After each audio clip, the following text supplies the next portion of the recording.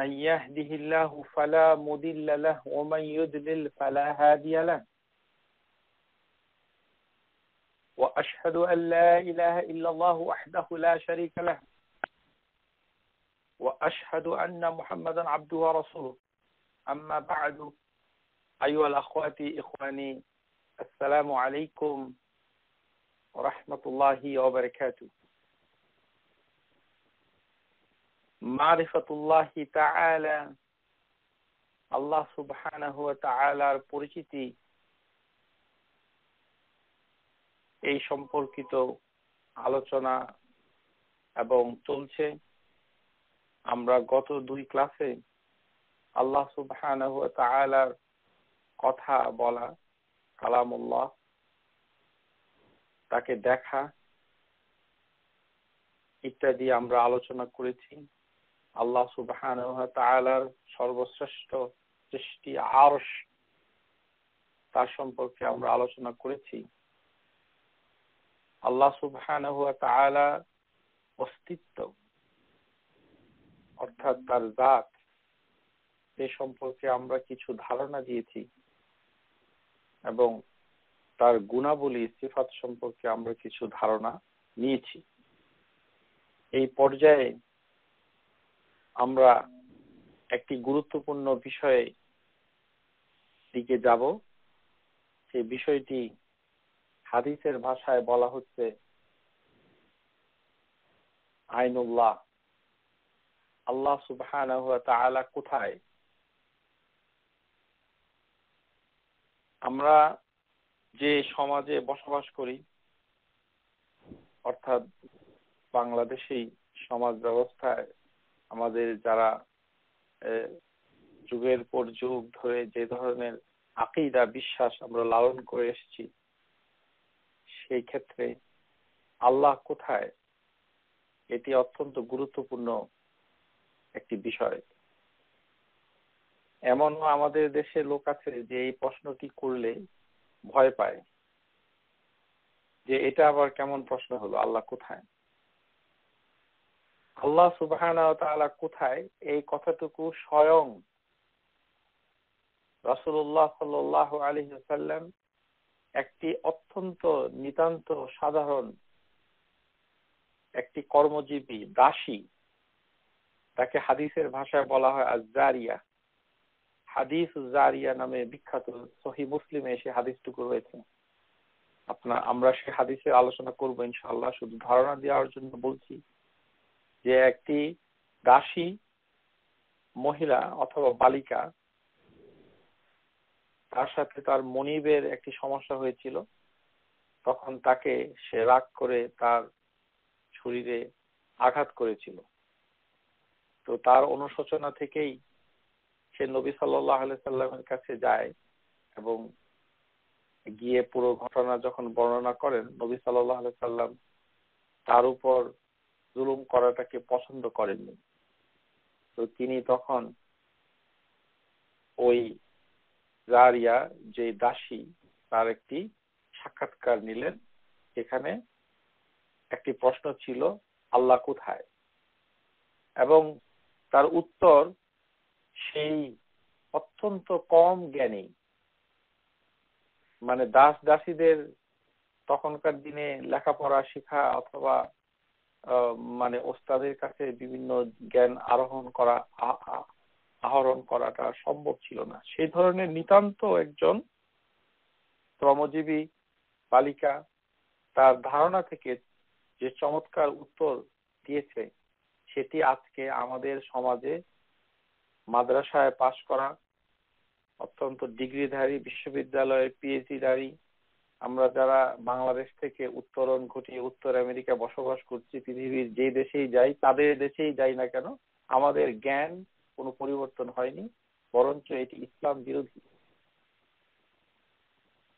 আমাদের সবার ভিতরে একটি ধারণা রয়েছে যে আল্লাহ সুবহানাহু ওয়া তাআলা তো নিরাকার, সুতরাং তার যেহেতু আকার নাই, সে সব জায়গায় আছে। তো সব জায়গায় যদি থাকে, ওই কারণেই আমাদেরকে জানতে হবে আল্লাহ কোথায়। প্রথম বিষয়টি হচ্ছে যে এই ধরনের প্রশ্ন করা বৈধ, এটি জানতে হবে। যে কোনো মুসলমান নারী পুরুষকে যে কোনো লোক এই প্রশ্ন করতে পারেন যে আল্লাহ কোথায় আপনি বলুন তো। এই প্রশ্ন করাটা তাকে অপমান করার জন্য নয়, এই প্রশ্ন করাটার উদ্দেশ্য হচ্ছে তারা আকীদা সম্পর্কে একটি ধারণা নেওয়া, যে সে কি বিশ্বাস করে, এই বিশ্বাসটুকু কতটুকু সহি।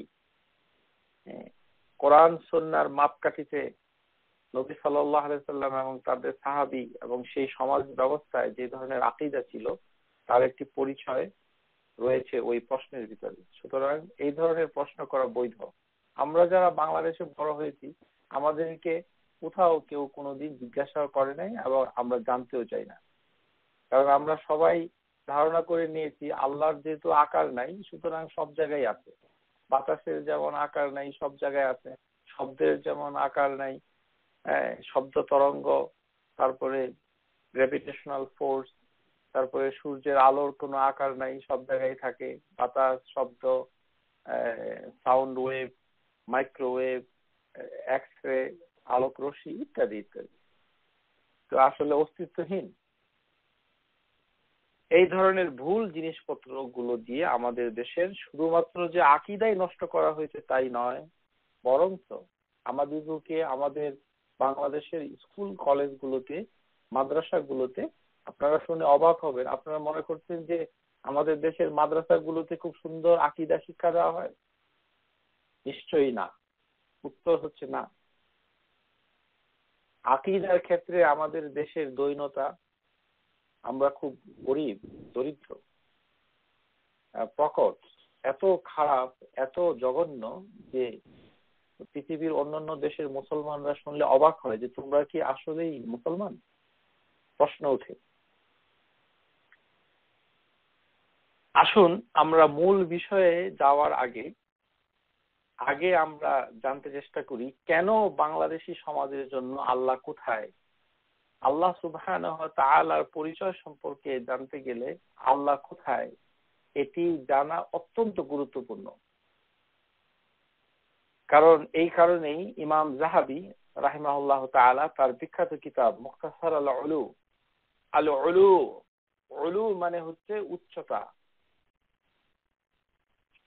সবচেয়ে মহান, উদীয়মান, উচ্চ, সর্বোচ্চ, সর্বোচ্চ সম্মানিত, সুচ্চ, উচ্চতা।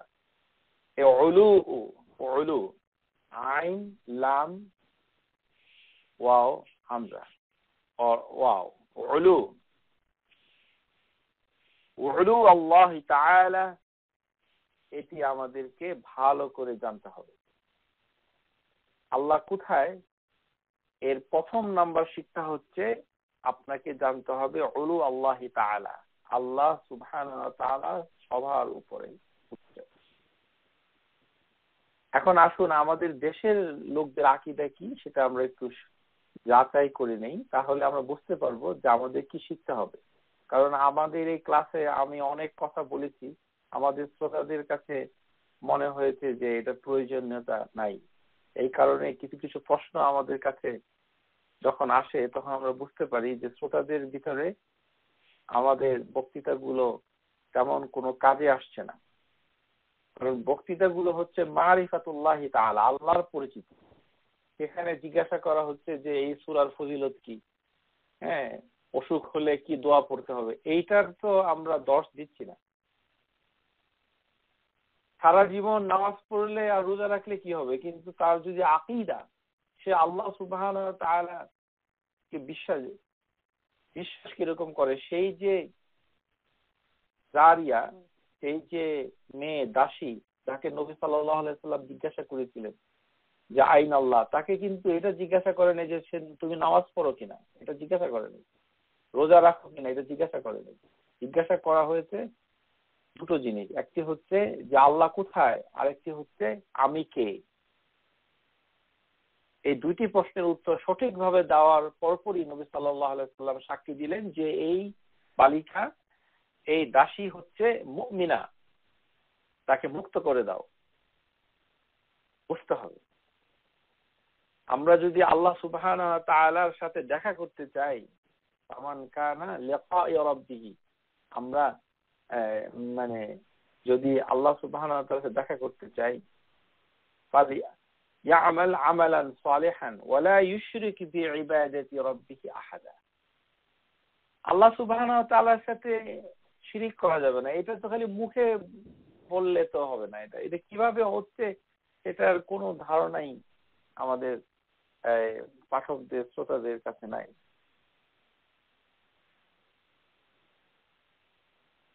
আমাদের বাংলাদেশে আল্লাহর যে দুই প্রকার অস্তিত্ব রয়েছে, একটি হচ্ছে আল্লাহর সত্তাগত অস্তিত্ব, উজুদ আল্লাহি তাআলা জাতি, আরেকটি হচ্ছে তার প্রভাবগত, উজুদ আল্লাহি তাআলা ফা'লি ওয়া খালকি, সৃষ্টিগত অথবা প্রভাবগত।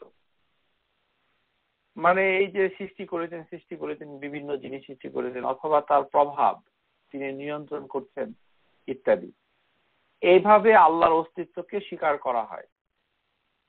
এই যে আল্লাহকে স্বীকার করা হয় তার প্রভাবের মাধ্যমে, তার সৃষ্টির মাধ্যমে, এটি আরব দেশের যে জাহিলি যুগের কাফেররাও স্বীকার করত। আমাদের ভারতবর্ষের মুসলিম সমাজও স্বীকার করে। সৃষ্টিগত প্রভাবগত অস্তিত্ব আমাদের দেশে সবাই স্বীকার করে, কারণ এই স্বীকার করাটাতে গিয়ে সে পূর্ণ মুসলমান হয় না। মুসলমান ছাড়াও অন্য ধর্মের যারা আছে, হিন্দু অথবা শিখ, বৌদ্ধ, তারাও পরোক্ষভাবে আল্লাহ সৃষ্টিকর্তা প্রভাবগত অস্তিত্ব স্বীকার করেন। কিন্তু যেটি আমাদের দেশে সাধারণ মুসলিম তো দূরের কথা, 90% মুসলমান আলিম যারা মাদ্রাসায় পড়াশোনা করেছে, আল্লাহ সুবহানাহু ওয়া তাআলার সত্তাগত অস্তিত্বে বিশ্বাস করে না, স্বীকার করে না। কারণ তারা মনে করে যে আল্লাহ হচ্ছে নিরাকার, তার কোনো আকার নাই, সব জায়গায় পাওয়া যায়, সব জায়গায় আছে।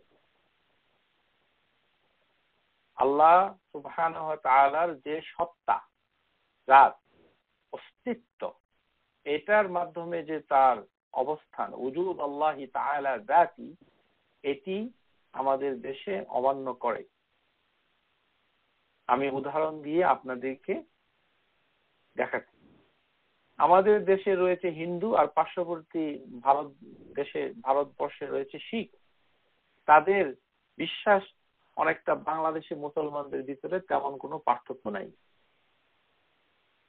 বাংলাদেশের প্রকাশিত মাধ্যমিক হিন্দু ধর্ম শিক্ষা পাঠ্য বই 4th পাঠ, পৃষ্ঠা নাম্বার 23 থেকে 25, ঈশ্বরবাদ, এই পৃষ্ঠায় বলা হয়েছে ব্রহ্ম ঈশ্বর, তিনি এক, অদ্বিতীয়, তিনি নিরাকার, সর্বব্যাপী।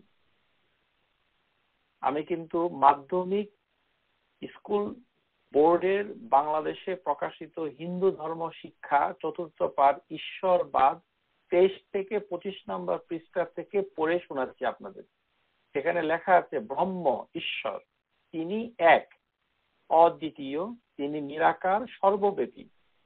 হিন্দু ধর্ম বিশ্বাসের অনুরূপ কথাই লেখা হয়েছে আমাদের হতভাগা বাংলাদেশের 9ম-10ম শ্রেণীর ইসলাম শিক্ষা বইটাতে। ইসলাম শিক্ষা বইটাতে কি লেখা রয়েছে? সেখানে লেখা রয়েছে আকাইদ, পৃষ্ঠা নাম্বার 2, আল্লাহ তিনি অদৃশ্য, নিরাকার, অথচ সর্বত্র বিরাজমান। তাহলে দেখা যাচ্ছে যে এই 9ম-10ম শ্রেণীর ইসলাম শিক্ষা আর মাধ্যমিক হিন্দু ধর্ম শিক্ষার ভিতরে তেমন কোনো পার্থক্য নাই। কারণ কথার সাদৃশ্যতা দেখে মনে হয় হিন্দু ধর্মের কোনো ব্যক্তি হয়তো মুসলমানদের ছেলেদের মেয়েদের জন্য এই ইসলাম শিক্ষা বইটুকু লিখে দিয়েছে। সেখানে লেখা হচ্ছে যে আল্লাহ অদৃশ্য, মানে আল্লাহর কোনো অস্তিত্ব নাই, নিরাকার, আর অথচ তিনি সর্বত্র বিরাজমান। নিরাকারবাদী আলিম না, আমাদের দেশে নিরাকার কোথাও নাই, সব জায়গায় রয়েছে। তাতে বোঝা যায় যে হিন্দু আর মুসলমান এক হয়ে গেছে, এতে কোনো পার্থক্য নাই। এই কারণেই আজকে আমাদেরকে জানতে হবে যে এই আমাদের দেশের আকীদার অবস্থা এত করুণ কি কারণে। আমরা শুধু তাই করছি না, আমরা যেটা করছি সেটি হচ্ছে আল্লাহ সুবহানাহু ওয়া তাআলা যে সত্তাগত একটি নাম, এটি হচ্ছে আল্লাহ, আর তার সিফাতগত অনেকগুলো নাম রয়েছে। ওয়ালিল্লাহিল আসমাউল হুসনা ফাদউহু বিহা, যে আল্লাহ সুবহানাহু ওয়া তাআলা রয়েছে সুন্দর সুন্দর নাম, আর সেই নাম সমূহ দ্বারাই তাকে তোমরা ডাকো। আল্লাহ সুবহানাহু ওয়া তাআলা নিজেই তার কিতাবের ভিতরে বলছেন যে হুয়াল্লাহ, তিনি আল্লাহ, তিনি নিজেই নিজেকে ডাকছেন, পরিচয় করিয়ে দিচ্ছেন আমাদের কাছে হুয়াল্লাহ। সুতরাং এই আল্লাহকে বাদ দিয়ে আমাদের দেশে কি বলা হয়? খোদা। প্রশ্ন হলো, আমরা যে খোদা নাম বলে থাকি তা কি ইসলামী নাম? কোরআন হাদিসে আল্লাহর যে সুন্দর নামগুলোর উল্লেখ আছে তার মধ্যে তো খোদার কোনো নাম নাই। খোদা কোনো নাম নাই। প্রত্যেক মুসলমানের কর্তব্য হচ্ছে কোরআন হাদিসের মোতাবেক কাজ করা। এখানে সহি কোরআন সুন্নাতে খোদা বলে কিছু নাই। আর আমাদের দেশে খোদা দিয়ে গান গাওয়া হচ্ছে, বলা হচ্ছে খোদা তোমার মেহেরবানি। খোদা কিসের মেহেরবানি, কিসের খোদা? আসুন খোদা শব্দটুকু কিভাবে আমাদের দেশে ঢুকলো সেটা আমরা এখন জেনে নেই। এটা না জানা, অনেকে হয়তো জানেন না, অথবা অনেকে জানেন, তাও আপনাদের সবার খেদমতে আমি এটি বলছি। আমাদের বহুল প্রচলিত যে খোদা, এটা কোথা থেকে আমরা পেলাম আমরা কি একবার ভেবে দেখেছি? হিন্দু ধর্মে রয়েছে ব্রাহ্মণ, নমশূদ্রের রয়েছে তিনটি নাম, ভগবান, ঈশ্বর, শিব, আর ওরকম একটি নাম হচ্ছে খোদা। ইরান মানে প্রাচীনকালের পারস্যের সিলজুক শাসনের বহু পূর্ব থেকেই, কমপক্ষে 3000 বছর পূর্বে পারস্যে অগ্নি উপাসক ছিল, তারা আগুনে পূজা করত ইরানে। আর কিছু সংখ্যক লোক ছিল মূর্তি পূজারী। ওই যে যারা আগুনের উপাসনা করত তাদের একটি প্রধান দেবতা, মহাশক্তিধর দেবতার নাম ছিল খোদ। তাদের বিশ্বাস ছিল যে সমস্ত শক্তির উৎস হলো দেবতা খোদ। তারা এও বিশ্বাস করত যে এই কল্পিত দেবতা খোদ আকাশে বাস করে।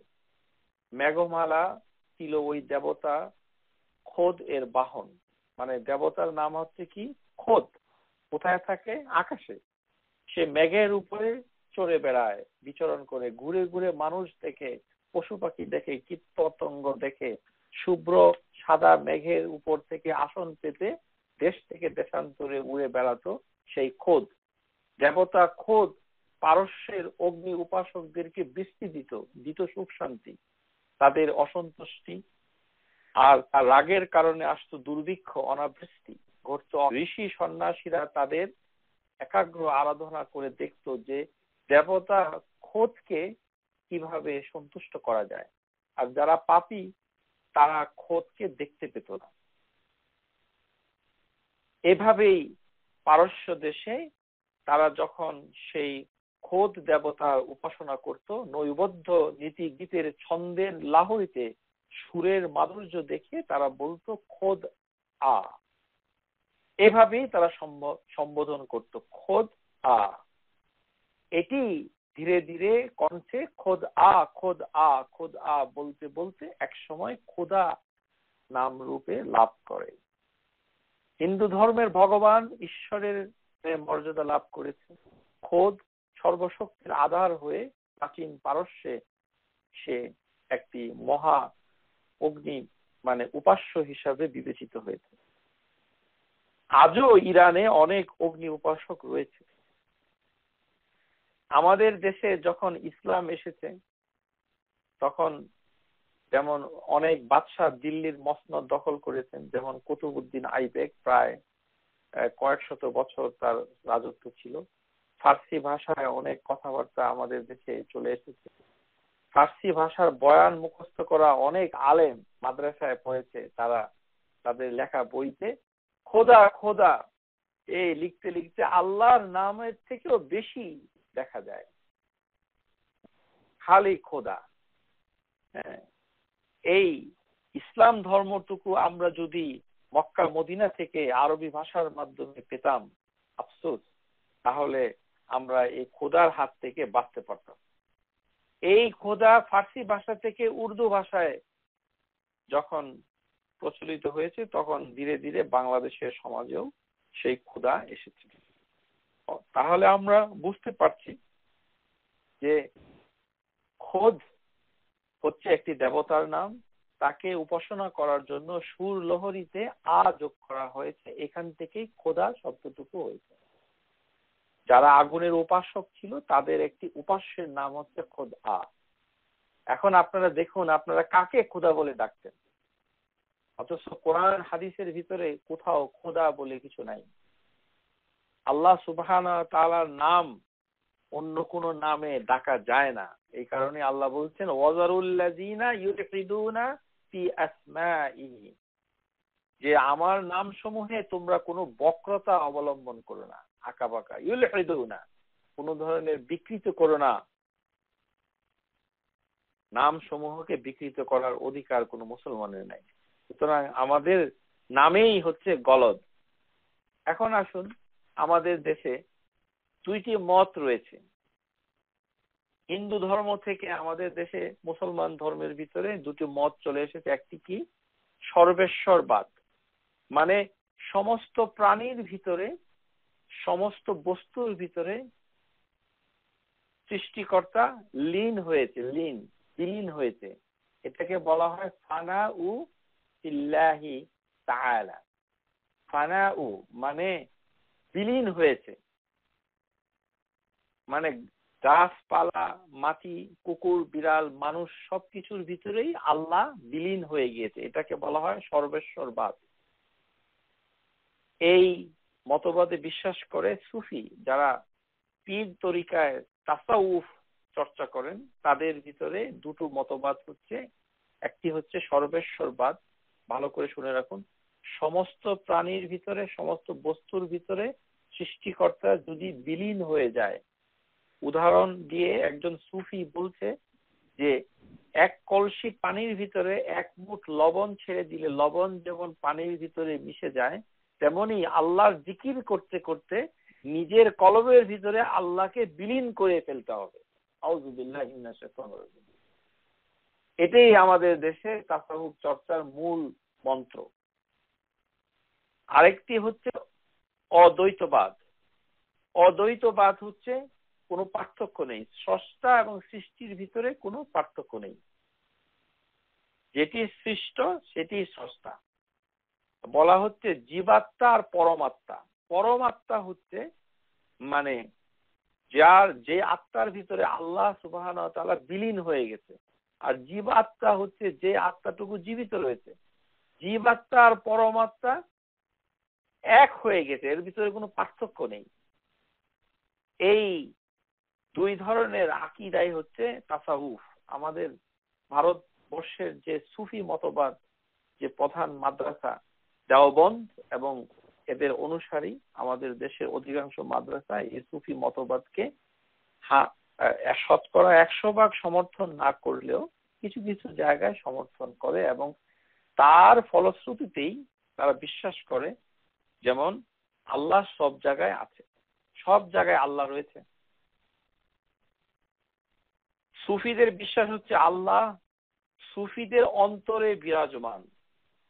শুধু তার একার অন্তরে নয়, জগতে যত প্রাণ আছে, সমস্ত প্রাণ আছে যার, তাকে বলা হয় প্রাণী। মানে মানুষ, কুকুর, বিড়াল সবগুলোর ভিতরেই আল্লাহ বিরাজমান। আউযুবিল্লাহি মিনাশ শাইতানির রাজিম।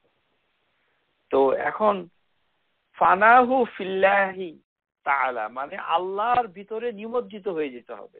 আল্লাহ তো বায়বীয় একটি বিষয় সুফিদের কাছে, তো এটি বিলীন হয়ে যাওয়ার মানে হচ্ছে এটার ভিতরে ঢুকে পড়তে হবে, তারপরে নিজের নফসকে পরাভূত করতে হবে, কঠোর সাধনা করতে হবে, তারপরে আল্লাহ এবং মানুষের ভিতরে কোনো পার্থক্য থাকবে না। আর এতেই হবে তার চরম মুক্তি, আর এতেই হচ্ছে মানব আত্মার মুক্তি, আর এটাই হচ্ছে ব্যস্ত। আর যদি আল্লাহ সুবহানাহু ওয়া তাআলা সত্তায় বিলীন হতে না পারে, তাহলে জরাজীর্ণ হয়ে থাকবে, দুঃখ কষ্টে থাকবে, এটি হচ্ছে দোজখ। ফানা ফিল্লাহ বলতে এটি বোঝায়। এই মতবাদ, সুফি মতবাদ, মানে সমস্ত মানুষের ভিতরেই আল্লাহ, যতগুলো কল্লা রয়েছে, মানে মাথা রয়েছে, ততগুলো আল্লাহ রয়েছে। মানুষ, গরু, বাছুর সবগুলোর ভিতরে আল্লাহ রয়েছে। হ্যাঁ, আমাদের ইংরেজি বইগুলোতে লেখা হয় আল্লাহ ইজ এভরিহোয়ার। হ্যাঁ, তারপরে আমাদের বাচ্চাদেরকে শেখানো হয় আল্লাহ ইজ এভরিহোয়ার। হিন্দু ধর্মের বেদ বাণীতে রয়েছে যত্র জীব তত্র শিব, অর্থাৎ যেখানেই জীব মানে প্রাণ আছে সেখানেই শিব ভগবান রয়েছে। হিন্দু ধর্মের গ্রন্থ উপনিষদ গ্রন্থে রয়েছে নর থেকেই নারায়ণ, নর নারায়ণ, মানে নর ই মানেই হচ্ছে নারায়ণ, মানে মানুষ হচ্ছে নর আর নারায়ণ হচ্ছে ভগবান, মানে নর নারায়ণ একই জিনিস। সুফিদের ভিতরে আমরা কয়েকটা সুফির নাম এখানে বলবো মানুষের জানার জন্য। আল তাইজিদ আল বিস্তাম, এই একজন ব্যক্তি বিস্তম শহরে ছিল ইরানে, সেখান থেকে সুফি চর্চা করত। তারপরে রয়েছে ইবনুল আরাবি, আত্তার, তারপরে হুসাইন বিন মানসুর হাল্লাজ ইত্যাদি। এদের নামগুলো আমাদের দেশের মৌলানা মৌলবীরা খুব সম্মান করে। হ্যাঁ, তারপরে এদেরকে যখন বলা হয় যে আপনি বলেন তো হুসাইন বিন মানসুর হাল্লাজ সে যে নিজেকে আল্লাহ বলেছে সেটা কি সে ঠিক বলেছে? বলে যে না, ঠিকও বলে নাই, আবার ভুলও বলে নাই। এই হচ্ছে আমাদের দেশের আলেম সমাজের অবস্থা, মানে কোনটা ভুল কোনটা শুদ্ধ সেটি বলার ক্ষমতাও তাদের নাই। বাইজিদ আল বিস্তাম, সেই যে সুফি পথভ্রষ্ট, সে বলতো যে যিনি আল্লাহ প্রেম করেন আর আল্লাহ সুবহানাহু ওয়া তাআলা হচ্ছেন প্রেমের সত্তা, এই উভয় সত্তার ভিতরে কোনো পার্থক্য নাই। এই কারণেই তিনি বলতেন সুবহানি সুবহানি মা আযামু শানি, যে নিজেই আমি পবিত্র, নিজেই পবিত্র, আমার কতই না মর্যাদা, মানে নিজেই আল্লাহ হয়েছেন সুবহানি। আমাদের দেশে অনেকের নাম আছে সুবহানি, তো সুবহানি ভাইকে ডাকেন, অথচ আরবি গ্রামার অনুযায়ী সুবহানি রাখা যাবে না, হারাম। সুবহানি মানে হলো আমি পবিত্র, সুবহানা ই যোগ করা হয়েছে, সুবহানি মানে আমি পবিত্র।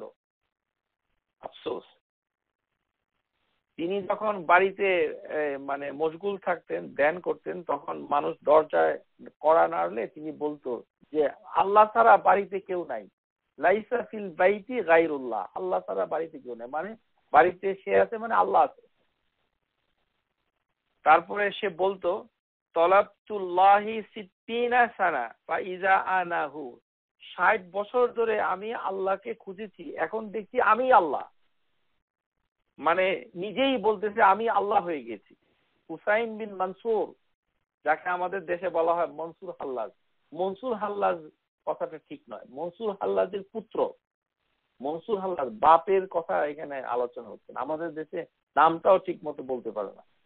হুসাইন বিন মানসুর হাল্লাজ, মানে মানসুর হাল্লাজের পুত্র হচ্ছে হুসাইন, যে সে সুফি ছিল, সে নিজেই নিজেকে আল্লাহ দাবি করত। সে বলতো যে তার ভিতরে দুইটি রূহ একত্র হয়েছে, নাহনু রূহানি হালালনা বাদানি, যে আমার শরীরে দুইটি রূহ, মানে পবিত্র আত্মা, আল্লাহর আত্মা আর আমার আত্মা একত্র হয়েছে। এই জন্য সে বলতো আনাল হক, আমি আল্লাহ, আমি সত্য। আর সে যখন কথা বলতো বলতো যে আমি আল্লাহই কথা বলতেছি, আমি তো আল্লাহতে বিলীন হয়েছি। এই কারণে তাকে মুরতাদ ঘোষণা করা দেওয়ার পর তাকে মৃত্যুদণ্ড দেওয়া হয়।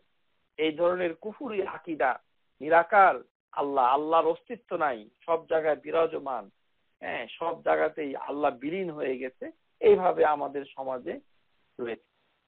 এক্ষেত্রে একটি মজার ঘটনা বলছি। আমার একজন শিক্ষক একদিন এসে আমাকে বলছে যে তুমি কি বলো, বুখারী শরীফে দলিল আছে যে আল্লাহ সুবহানাহু ওয়া তাআলা মানুষের শরীরের ভিতরে বিলীন হয়ে যায়। আমি তো সাথে সাথে আউযু বিল্লাহি মিনাশ শাইতানির রাজিম পড়লাম। আমার শিক্ষক কোনোভাবেই মানতে চান না, যে না, তুমি অনেক হাদিস জানো না যে আল্লাহ সুবহানাহু ওয়া তাআলা মানুষের শরীরে বিলীন হয়ে যায়, এরকম দলিল নাকি বুখারী শরীফে আছে। হ্যাঁ, তো হাদিস নাম্বার হচ্ছে যে 273, বাবুল মুজাহাদা। এখানে হাদিসের ভিতরে বলা হচ্ছে যে ওমা তাকাররাবা ইলাইয়া আবদি বিশাইইন আহাব্বা ইলাইয়া মিম্মা ইফতারাদু আলাইহি। যখন আমার বান্দা আমাকে ভালোবাসতে শুরু করে, তখন আমি তার উপরে যে সকল জিনিস ইফতারাতু, মানে আমি যে সকল জিনিস তার উপরে ফরজ করেছি, ফরিদা, সেগুলো সে আদায় করে। ওমা ইয়াজালু আবদি ইয়াতাকাররাবু ইলাইয়া বিনওয়াফিল। ফরজগুলো আদায় করার পর যত অতিরিক্ত নওয়াফেল গুলো রয়েছে সবগুলো সে আদায় করলে আমি তাকে ভালোবাসতে শুরু করি, হাত্তা উহিব্বুহু, আমি তাকে ভালোবাসি। এটি হলো একটি হাদিস। এই হাদিসটুকু হচ্ছে হাদিসে কুদসি।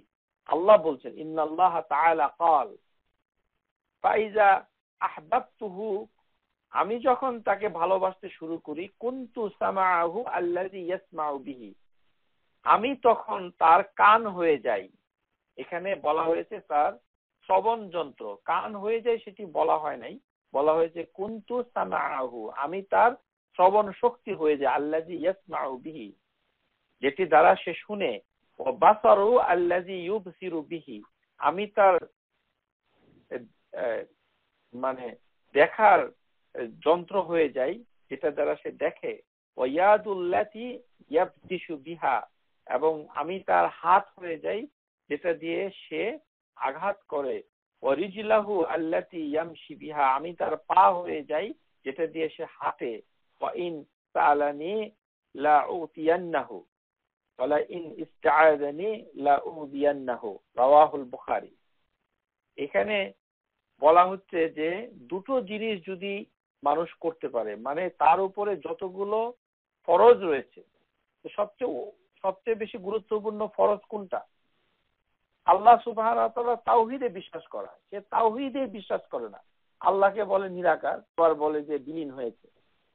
সমস্ত ফরজগুলো আদায় করার পর যদি সমস্ত নওয়াফেল, এখানে নওয়াফেল বলতে বোঝাচ্ছে যে ফরজ ছাড়া বাদ যত কিছু আছে, যেই নামেই থাকুক না কেন, ওয়াজিব থাকুক, সুন্নাহ থাকুক, সবগুলোকেই সংক্ষিপ্ত ভাবে বলা হয় আর নওয়াফেল। এগুলো যদি করে তাহলে একজন বান্দা শ্রবণ শক্তি আল্লাহ হয়ে যান। তার অর্থাৎ এটির ব্যাখ্যা হচ্ছে যে আল্লাহ সুবহানাহু ওয়া তাআলা যে সকল জিনিসকে শুনতে হালাল করেছেন সেগুলোই সে শুনে, অন্য কিছুকে শোনার তার তৌফিক হয় না। আল্লাহ সুবহানাহু ওয়া তাআলা যেগুলোকে হালাল করেছেন দেখার, সেগুলোই সে দেখতে পায়, অন্য কিছুকে দেখার তৌফিক হয় না। অথবা অশ্লীল জিনিসকে দেখা থেকে সে বেঁচে থাকে। তার হাত আল্লাহ হয়ে যান মানে আল্লাহ সুবহানাহু ওয়া তাআলা যেগুলোকে হালাল করেছেন কাজগুলো, সেই কাজগুলো তার হাতের দ্বারাই সম্পাদন হয়। তার পা হয়ে যান মানে আল্লাহ সুবহানাহু ওয়া তাআলা যে সকল হালাল কাজে তাকে তৌফিক দান করেন, সে সকল হালাল কাজে তার পায়ে হেঁটে যাওয়ার সামর্থ্য অর্জন করে। এই কারণে আল্লাহ বলছেন সবশেষে যে ওয়া ইন সাআলানি উতিয়ান্নাহু, তখন যদি সে আমাকে কিছু চায় তখন আমি তাকে দেই, তখন যদি আমার কাছে সে আশ্রয় চায়, ওয়ালা ইন সাআদানি লা উদিয়ান্নাহু, আমি তাকে মানে উদি ওয়ালিয়াউদ, মানে আমি তাকে আশ্রয় প্রদান করি। তো এখানে উজুদ, এই যে আল্লাহ সুবহানাহু ওয়া তাআলা, এটি হুলুল হয়নি। হুলুল হচ্ছে বিলীন হয়ে যাওয়া। এই বিলীন হওয়ার এখানে বুঝাই নেই। আপনারা এই মানে এটি হচ্ছে দলিল নাকি যে আল্লাহ মানুষের ভিতরে এক হয়ে যাচ্ছে? পৃথিবীর কোন মুহাদ্দিস এই বুখারী শরীফের ব্যাখ্যা যিনি করেছেন, ফাতহুল বারি ইবনে হাজার আসকালানী এবং অন্যান্য স্কলার, তারা কেউই এটাকে এইভাবে বুঝেন নাই। মানে সুফি তত্ত্ব চর্চা করতে গিয়ে ইসলামের ভিতরে কোনো ধরনের দলিল না পাওয়ার পরে হঠাৎ করে দেখা গেল যে হাত হয়ে যায়, পা হয়ে যায়, তখন এটিকে এনে বলা হচ্ছে যে বিলীন হয়ে যাওয়ার দলিল পাওয়া গেছে। এটি ভণ্ড। যে সকল আলিম বাংলাদেশে মাদ্রাসায় পড়ে এই কথা বলেন, আমার মনে হয় না কেউ বলেন, তবে আমার শিক্ষক আমাকে একবার বলেছে যে মানে এক ব্যক্তি তাকে বলেছে বাংলাদেশে যে আপনি কি বলেন, মানুষ তো আল্লাহ মানুষের ভিতরে বিলীন হয়ে যায়। মানুষের কলবের ভিতরে রয়েছে আল্লাহর আরশ, আর আল্লাহ রয়েছে আরশের ভিতরে। তো আল্লাহ নিয়ে এসে ঘুরতেছে, তার অন্তরের ভিতরে বাঁ পাশে আল্লাহ থাকে। আউযুবিল্লাহি মিনাশ শাইতানির রাজিম। এই হচ্ছে একটি সমস্যা যে আল্লাহ কোথায় আমাদের সমাজে, এইটি এই জন্যই আমাদেরকে জানতে হবে যে কোথায়। সে সব জায়গায় বিলীন হয়ে যায় না। আরেকটি হচ্ছে কি, আরেকটি সমস্যা আছে আমাদের দেশে।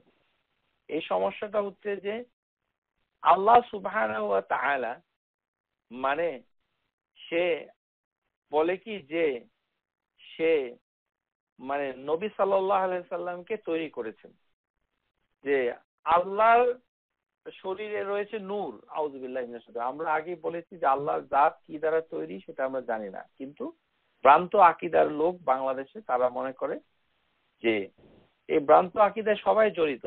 আল্লাহর নূরে মুহাম্মদ সাল্লাল্লাহু আলাইহি সাল্লামের সৃষ্টি হয়েছে, আর মুহাম্মদ সাল্লাল্লাহু আলাইহি সাল্লামের নূরে সারা জাহান পয়দা হয়েছে, আর নবী সাল্লাল্লাহু আলাইহি সাল্লাম জন্ম না হলে পৃথিবী ব্যাপ্ত হতো না।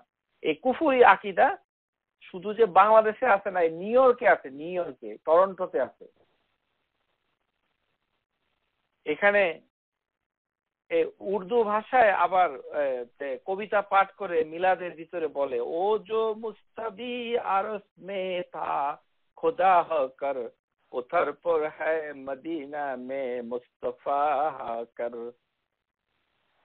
ও জো মুস্তাবি আরশ মে থা খুদা হকর, আরশের অধিপতি আল্লাহ যিনি ছিলেন তিনি মুস্তফা নাম ধারণ করে মদিনায় অবতীর্ণ হয়েছেন। মানে হিন্দুদের মতো যিনি কৃষ্ণ ছিল অবতার রূপে, ভগবান কৃষ্ণ হিসেবে দুনিয়াতে আসছে।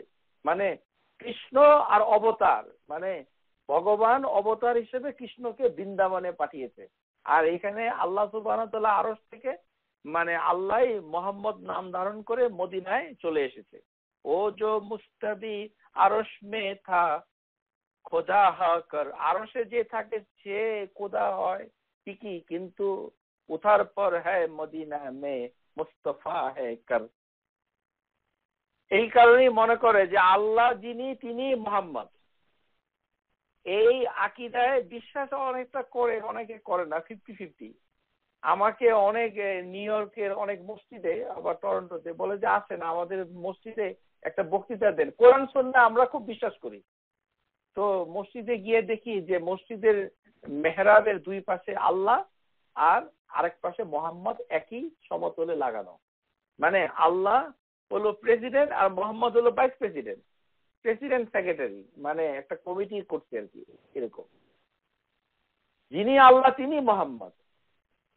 গানের সুরে বলা হচ্ছে কি, মোহাম্মদের নাম জপে যেজন, মানে সুবহানাল্লাহ, আলহামদুলিল্লাহ, ইয়া রহমান, ইয়া রাহিম, এগুলি জপতে বলা হয়েছে। ফাদউহু বিহা, যে তোমরা আল্লাহর নাম ধরে তাকে ডাকো। আর এখানে কার নাম ধরে ডাকতেছে? গানের ভিতরে বলতেছে যে নবী নাম জপে যেজন, মানে নবীর নাম জপতে হবে, মোহাম্মদ মোহাম্মদ, কারণ নবী যিনি তিনি আল্লাহ। এই কারণে আল্লাহ মোহাম্মদ পাশাপাশি, মসজিদের ভিতরে আল্লাহ মোহাম্মদ পাশাপাশি রেখে আবার দাবি করে যে আমরা খুব কোরআন সুন্নাহয় বিশ্বাস করি। হতভাগা, এরকম হতভাগা জাতি আর কোথাও আছে কিনা আমার জানা নেই। মানে একটা কত বড় অপদার্থ, মানে বিশ্বাস করতেছে হলো আল্লাহ মোহাম্মদ একই একই জাত থেকে তৈরি, একই মর্যাদা। এই পৃথক হচ্ছে একজন আরশে থাকে, একজন মদিনায় থাকে, পাশাপাশি অবস্থা। আল্লাহু মোহাম্মদ আমাদের গাড়িতে থাকে, অনেকের গাড়িতে আছে, গাড়িতে লটকে রাখে আল্লাহু মোহাম্মদ পাশাপাশি, বাড়িতে থাকে ডেকোরেশন পিস। হ্যাঁ, আউযুবিল্লাহি মিনাশ শাইতানির রাজিম। আজকে যারা শুনছেন তাদের কাছে আমার অনুরোধ, এগুলো মানে ভেঙে ফেলুন, এগুলো শিরক। আল্লাহ সুবহানাহু ওয়া তাআলার নাম টাঙ্গানোর বিষয় নয়, এটিকে ডাকতে হবে। টাঙ্গানোর কোনো হাদিস নাই, কোনো জিনিসকে টাঙ্গানো যায় না, না আল্লাহর নাম না মুহাম্মদের নাম, কোনো কিছুই টাঙ্গানোর মতো না। আর টাঙ্গাইলে এটা কিছুই হবে না, কোনো কিছু টাঙ্গাইলে কোনো কিছু হবে নাকি? আয়াতুল কুরসি পড়লে আল্লাহ সুবহানাহু ওয়া তাআলা আপনাকে প্রোটেকশন দিবে। আল্লাহ আয়াতুল কুরসি টাঙ্গায় রাখলে কিছু হবে নাকি? কিছুই হবে না। এই সকল টাঙ্গানোর জিনিসপত্র মানে কোথা থেকে আসলো আমার জানা নাই। এগুলো কোনো কোরআন সুন্নাহ নয়। অত্যন্ত দুঃখজনক হচ্ছে যারা কোরআন সুন্নাহ অনুসরণ করে তারাই এগুলো বেশি বেশি টাঙ্গায় রাখে। আর যে সকল মসজিদ দাবি করে যে খুব কোরআন সুন্নাহ করি, তাদের মসজিদেই বেশি বেশি আল্লাহ আর মোহাম্মদ টাঙ্গায় রাখে। আউযুবিল্লাহি মিনাশ শাইতানির রাজিম। সুতরাং আমাদের আজকে সময় এসেছে সঠিকভাবে বোঝার যে আল্লাহ কোথায়। সুফি যারা তারা বিশ্বাস করে প্রত্যেক সুফির অন্তরে আল্লাহ রয়েছেন, পরমাত্মা হয়েছেন। সুতরাং সেই দিক থেকে আমাদেরকে বাঁচতে হবে। আমাদের বাংলাদেশে বুখারী শরীফে অনুবাদ করেছিলেন একজন মাওলানা সাহেব, আফাহুল্লাহ, আল্লাহুম্মা ইয়াগফির লাহু।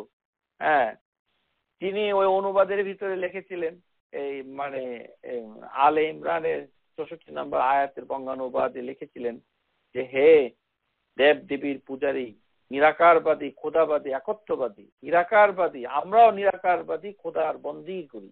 এইভাবে লিখেছেন। আল্লাহ নিরাকার সেটা সে বিশ্বাস করে, অথচ সে বুখারী শরীফের বাংলা অনুবাদ করেছেন। আসলে তিনি এটি বিশ্বাস করেন তা নয়, বরঞ্চ তিনি যে মাদ্রাসা থেকে পড়ে এসেছেন এবং বাংলাদেশের তাবৎ মাদ্রাসাগুলো এই অনেকটা এরকমই সবাই কোনো না কোনো বিশ্বাস করে। এই হচ্ছে বাংলাদেশের একটি সমস্যা। আরেকটি সমস্যা হচ্ছে যে আমাদের দেশে কতগুলো আকীদা এসেছে সেগুলোকে হানাফি মাযহাব নাম দিয়ে এসেছে। মানে ইমাম আবু হানিফা থেকে আসে নাই। ভালো করে শুনে রাখুন, আবু হানিফা এর সাথে জড়িত না, আমরা সেটা বলবো, কিন্তু হানাফি মাযহাবের ভিতরে এসেছে, তাদের কিতাবগুলোতে পাওয়া যায়। এখন আপনাদেরকে আমি ওই কিতাবগুলো থেকে পড়ে শোনাই। আমাদের এইখানে ওই যে উত্তর আমেরিকায় অনেক ভাই আছেন যারা ওই হোয়াইট থ্রেড প্রেস ক্যালিফোর্নিয়া থেকে কিছু হানাফি ভাই তারা তাদের বইপত্র ছাপান, সেখানে বইগুলো পড়ে আপনারা দেখতে পারেন যে কি ধরনের আকীদা তারা বিশ্বাস করে। এই আকীদার প্রভাবেই বাংলাদেশের মানুষ মনে করে যে আল্লাহ আসলে নিরাকার। এটি নিজে হানাফি নাম ধারণ করে বিকৃত ফিলোসফি দার্শনিকদের আকীদা এটার ভিতর থেকে নিয়ে, এই দার্শনিকের নাম হচ্ছে আবু মনসুর মাতুরিদি। আবু মনসুর মাতুরিদি নামে একজন লোক ইরানে জন্মগ্রহণ করেছিল। সে ইমাম আবু হানিফার কয়েকশো বছর পরে, 300-400 বছর পরে জন্ম হয়েছে, এবং সে ওই গ্রিক ফিলোসফি পড়াশোনা করে, স্টাডি করে আল্লাহ সুবহানাহু ওয়া তাআলা অস্তিত্ব নিয়ে এমন এমন কথা সে তার কিতাবে বলেছে, পেস্ট লাগানো কথাবার্তা, আপনার ভিতরে সংশয় ঢুকিয়ে দিয়েছে, ডাউট ঢুকিয়ে দিয়েছে। এই কারণে আপনি আল্লাহকে চিনতে পারছেন না। আর এর প্রভাবেই বাংলাদেশে ওই বইপত্রগুলো আরবি ভাষায় যেহেতু লেখা, আমাদের দেশের লোকজন একটু আরবি শুনলেই ভয় পেয়ে এই বইটা আপনারা দেখতে পারেন, ইমাম আবু হানিফাস আল ফিকহুল আকবর এক্সপ্লেইন, হোয়াইট থ্রেড প্রেস, এই বইতে ইংরেজিতে লেখা। আপনাদেরকে আরবি থেকে পড়ে শোনাই কি কি বলেছে। আল্লাহ তুমি আমাদের সবাইকে রক্ষা করো। এই ধরনের আকীদা পোষণ করে এই মাতুরিদি আকীদা। মানে বাংলাদেশের অবস্থা হয়েছে এই, নামাজ রোজা নাম হচ্ছে হানাফি, মানে ইমাম আবু হানিফার নাম ধারণ করে সমস্ত হাদিস বিরোধী কর্মকাণ্ড। আর আল্লাহ সুবহানাহু ওয়া তাআলার আকীদার ক্ষেত্রে ইমাম আবু হানিফা যেগুলো বলছে সেগুলোকে 100% পরিত্যাগ করে আবু হাসান মাতুরিদি নামে একটা লোক, সে ভ্রান্ত আকীদা আমাদের মাদ্রাসাগুলোতে পড়ায় এবং বিশ্বাস করে। তার কিতাব থেকে আমি কিছুটা আরবিতে পড়ে শোনাচ্ছি। তিনি বলেন, মানে অনেকটা এরকমই বলেন, এর অনেক বিকৃত রূপ রয়েছে, আল্লাহ ভালো জানে প্রকৃতভাবে তিনি আরবিতে কি লিখেছেন, তবে এই বইতে কিছুটা পাওয়া যাচ্ছে, সেটাই আমি আপনাদেরকে পড়ে শোনাচ্ছি। ওয়াল্লাহু তাআলা ওয়াহিদ, আল্লাহ হচ্ছেন একক, লা মিন তারিকিল আদাদি ওয়ালাকিন মিন তারিকি আন্নাহু লা শারীকা লাহু। মানে আল্লাহ সুবহানাহু ওয়া তাআলা যে এক, ওয়াহিদ, এটা নাম্বার হিসাবে একক না। আপনারা লক্ষ্য করেন কি ধরনের জটিল, জঘন্য, বিকৃত, তথ্য গোপনকারক মানে আকীদা। মানে বলতেছে যে আল্লাহ এক, তার মানে এই না সংখ্যা হিসাবে এক, সংখ্যা হিসাবে এক না। ওয়ালাকিন মিন তারিকি আন্নাহু লা শারীকা লা, এটি হচ্ছে এমন ভাবে এক যে তার সাথে কোনো শরীক নাই।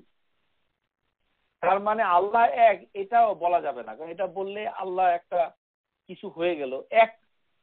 একেরও তো অস্তিত্ব আছে, তো এক অস্তিত্ব মানলে তো আল্লাহর অস্তিত্ব মানা হয়ে যায়। ওই কারণে সে বলতেছে যে আল্লাহ সুবহানাহু ওয়া তাআলাকে নাম্বারে মানে আটকানো যাবে না। লা মিন তারিকিল আদাদি, যে এটি নাম্বার হিসাবে, নম্বর হিসাবে, সংখ্যা হিসাবে এক না। কি হিসাবে এক? যে তার সাথে কোনো শরীক নেই। এই কথা কোনো কোরআন হাদিস কোথাও নাই। আউযু বিল্লাহি মিনাশ শাইতানির। আমাদের পবিত্র কোরআনের সর্বশ্রেষ্ঠ যে মানে আয়াত, কুল, আল্লাহ সুবহানাহু ওয়া তাআলা নবী সাল্লাল্লাহু আলাইহি ওয়াসাল্লামকে বলছেন আল্লাহু আহাদ, আপনি বলুন আল্লাহ এক। আবার এখানে বলতেছে যে নাম্বার হিসাবে নাকি এক না। আল্লাহ সুবহানাহু ওয়া তাআলা এর ব্যাখ্যা আপনারা হাদিস তাফসীর পড়ে দেখেন কি লেখা আছে, অথচ এখানে বলা হচ্ছে যে সংখ্যা হিসাবে এক না। এই গবেষণা মানে করা হয়েছে কেন? এই ধরনের ধারণাগুলো এসেছে দার্শনিকদের কাছ থেকে, ফালাসাফা যারা ফিলোসফার তাদের কাছ থেকে। আর মাতুরিদি সাহেব এগুলো গবেষণাগারে বসে বসে অ্যানালাইসিস করে মুসলমানদের আকীদাকে বিনষ্ট করে পাচার করে দিয়েছে আব্বাসীয় খলিফাদের আমলে। এই ইরান, তুরান, পারস্যে সেইখানে ছিটে ফোঁটাগুলো আমাদের দেশে এসেছে। এটি হানাফি মাযহাবের নামধারী তাদের কিতাবগুলোতে রয়েছে। আবার বলা হচ্ছে কি, ওয়াহুয়া শাইউন লা কাল আশিয়া, যে আল্লাহ সুবহানাহু ওয়া তাআলা হচ্ছে একটি বস্তু, কিন্তু অন্য কোনো বস্তুর মতো নয়। আউযু বিল্লাহি। আল্লাহ একটা বস্তু, এটি বলার কি দরকার? এটি তো বলার দরকার নেই। আল্লাহ সুবহানাহু ওয়া তাআলা বলতেছেন তিনি মহান, তিনি জালালা, জুল জালাল ইকরাম। বস্তু বলতে আমরা কি বুঝি? শাই মানে ছোট। আর আল্লাহ সুবহানাহু ওয়া তাআলা হচ্ছে আযীমা, অনেক বড়। বস্তু বলা তো আমাদের প্রয়োজনই নাই, যেখানে আল্লাহ সুবহানাহু ওয়া তাআলা নিজেই নিজেকে বলছেন আল আযীম।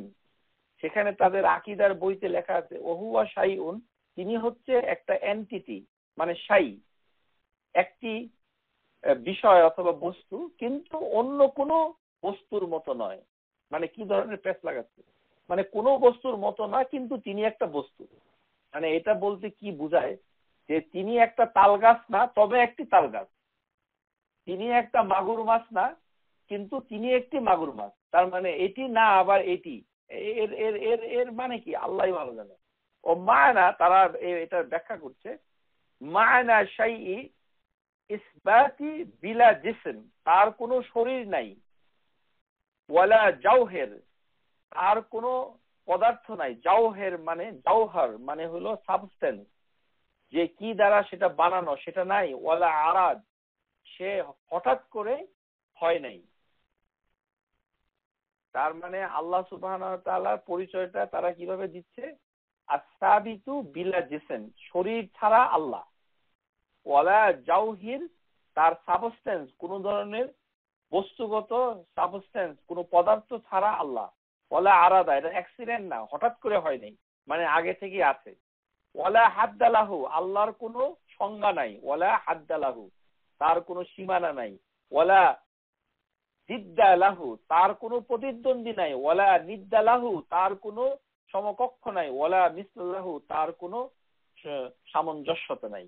শেষের কথাগুলো অবশ্য হাদিসের সাথে মিল আছে, সেটা কোরআনেও আছে। যেমন ওয়ালা নিদ্দা লাহু, এটা ঠিক আছে যে তার কোনো মানে প্রতিদ্বন্দ্বী নাই। ওয়ালা মিসলাহু, তার লাইসা কামিসলি শাইউন, এটি কোরআনে রয়েছে যে তার সমকক্ষ নাই। কিন্তু আগের কথাগুলো দিয়ে তারা মানুষের মানে এমন একটি প্যাচ দিয়েছে যে আল্লাহকে তারা তুলনা করেছে যে আল্লাহ হচ্ছে এমন একটি বস্তু, সে কোনো বস্তু না। প্রথমে বলতেছে বস্তু, হুয়া শাইউন, মানে আল্লাহ হচ্ছেন একটি বস্তু, কিন্তু কোনো বস্তুর মতো নয়। আর এটি অর্থ হচ্ছে এমন শাই, ওয়া মা'না শাই সাবিতু বিলা জিসম, যে তার শরীর নাই। ওয়ালা জাওহার, তার কোনো পদার্থ নাই, গঠন তত্ত্ব নাই। ওয়ালা আরাদ, তিনি হঠাৎ করে হন নাই, আগে থেকে আছেন। তার কোনো ব্যাখ্যা নাই, মানে আউযুবিল্লাহ, এটি তো কোরআন বিরোধী। আল্লাহ নিজেই নিজেকে বর্ণনা করছেন পবিত্র কোরআনে, আর এখানে বলা হচ্ছে কি তার কোনো ব্যাখ্যা নাই, কোনো ডেফিনেশন নাই, তার কোনো সংজ্ঞা নাই, ওয়ালা জিদ্দা লাহু, হ্যাঁ, তার কোনো অপোজিশন নাই। এটি অবশ্য ঠিক আছে, আল্লাহ সুবহানাহু ওয়া তাআলা এক, অদ্বিতীয়। হ্যাঁ, এই যে কথাগুলো এই যে বইটাতে আছে, এই বইয়ের আকীদাগুলোই এই আমাদের ভারতবর্ষে চলে এসেছে, এবং এইটাকেই প্রচারের দায়িত্ব নিয়েছে ক্যালিফোর্নিয়া থেকে এক ধরনের লোক। তাদের এই বইগুলো অনেকেই পড়ে। আবার ওই বইতে লেখা আছে যে ফার্সি ভাষায় আল্লাহকে ডাকা যাবে, ওয়াকুল্লু শাইইন যাকারাহুল উলামা বিল ফারাসিয়া মিন সিফাতিল্লাহি তাআলা আযজা ইসমুহু ফাজাইজুন, মানে আল্লাহ সুবহানাহু ওয়া তাআলা সমস্ত গুণাবলীকে ফার্সি ভাষায় ডাকা যাবে, যেমন আল্লাহকে খোদা ডাকা যাবে, এতে কোনো সমস্যা নাই। মানে এটা এদের বইতে লেখা আছে। আপনারা যদি বিশ্বাস না করেন এই বইটা পড়ে দেখতে পারেন। এই বই আমাদের এই উত্তর আমেরিকা অনেকে পড়ে বাসায় সাজায় রাখে। এই বইটা প্রকাশ পেয়েছে 2007 সালে। হ্যাঁ, আব্দুর রহমান ইবনে ইউসুফ মানেজেরা, মানে এই লেখকের নাম, তিনি ইংরেজিতে অনুবাদ করে সর্বনাশ করেছেন। তো এখানে বলা হচ্ছে যে কি, যে ফার্সি ভাষায় আল্লাহকে ডাকা যাবে, আল্লাহর শত গুণাবলীগুলি সবগুলো ডাকা যাবে, কোনো সমস্যা নাই। ওয়াল কাউলু বিহি ইয়াউল বিয়াদাইহি ফারাসিয়া, শুধুমাত্র আল্লাহর যে হাত আছে সেটা ফার্সি ভাষায় বলা যাবে না। দেখেন তো কি ধরনের মানে দুষ্টমি এবং একটা তামাশার একটা সীমা থাকা উচিত, যে সবকিছুকে ফার্সি ভাষায় ডাকা যাবে, মানে আল্লাহকে ডাকা যাবে খোদা হিসাবে, অসুবিধা নেই।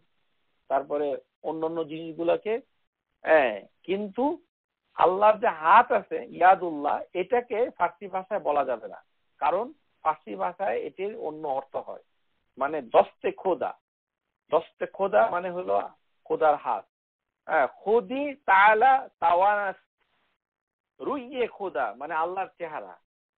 হ্যাঁ, এখানে হলো ওয়াজহিল্লাহ, এটাকে ফার্সি ভাষায় বলা হয় রুই খোদা, মানে খোদা খোদা বলা যাবে। তারপরে তারা আরো কি বলে, ওয়ালাইসা কুরবু ফিল্লাহি তাআলা ওয়ালা বু'দুহু মিন তারিক তুলু মাসাফা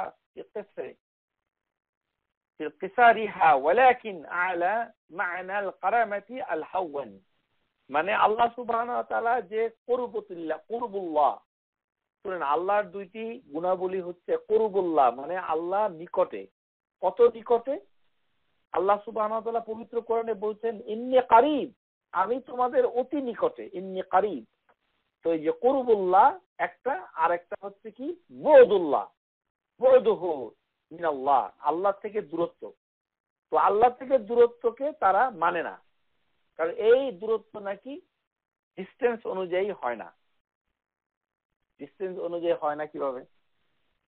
যেখানে হাদিস রয়েছে সুস্পষ্ট ভাবে, আমরা প্রথম ক্লাসে সেটা আলোচনা করেছি, যে হাদিসের ভিতরে রয়েছে মা বাইনা সামাই ইলাল আরদ মাসিরাতু 500 আম, যে প্রথম যে আসমান, ফার্স্ট হেভেন এন্ড দা দুনিয়া, এটার থেকে প্রথম সামা আর দূরত্ব হচ্ছে 500 বছরের রাস্তা। ওমা বাইনা কুল্লু সামা ইলাল উখরা মাসিরাতু 500 আম, এর পরের সামা থেকে পরের সামা, মানে ফার্স্ট হেভেন থেকে সেকেন্ড হেভেন, এইভাবে পরস্পরায় যে 7টা হেভেন রয়েছে, মানে সামা রয়েছে, সামাওয়াত, এর প্রত্যেকটার ভিতরে দূরত্ব হচ্ছে 500 বছরের রাস্তা। ওমা বাইনাস সামা তাবআতি ইলাল কুরসি মাসিরাতু 500 আম, যে সপ্তম আসমান থেকে, মানে সামা থেকে কুরসির দূরত্ব হচ্ছে 500 বছরের রাস্তা। ওমা বাইনাল কুরসি ইলাল মা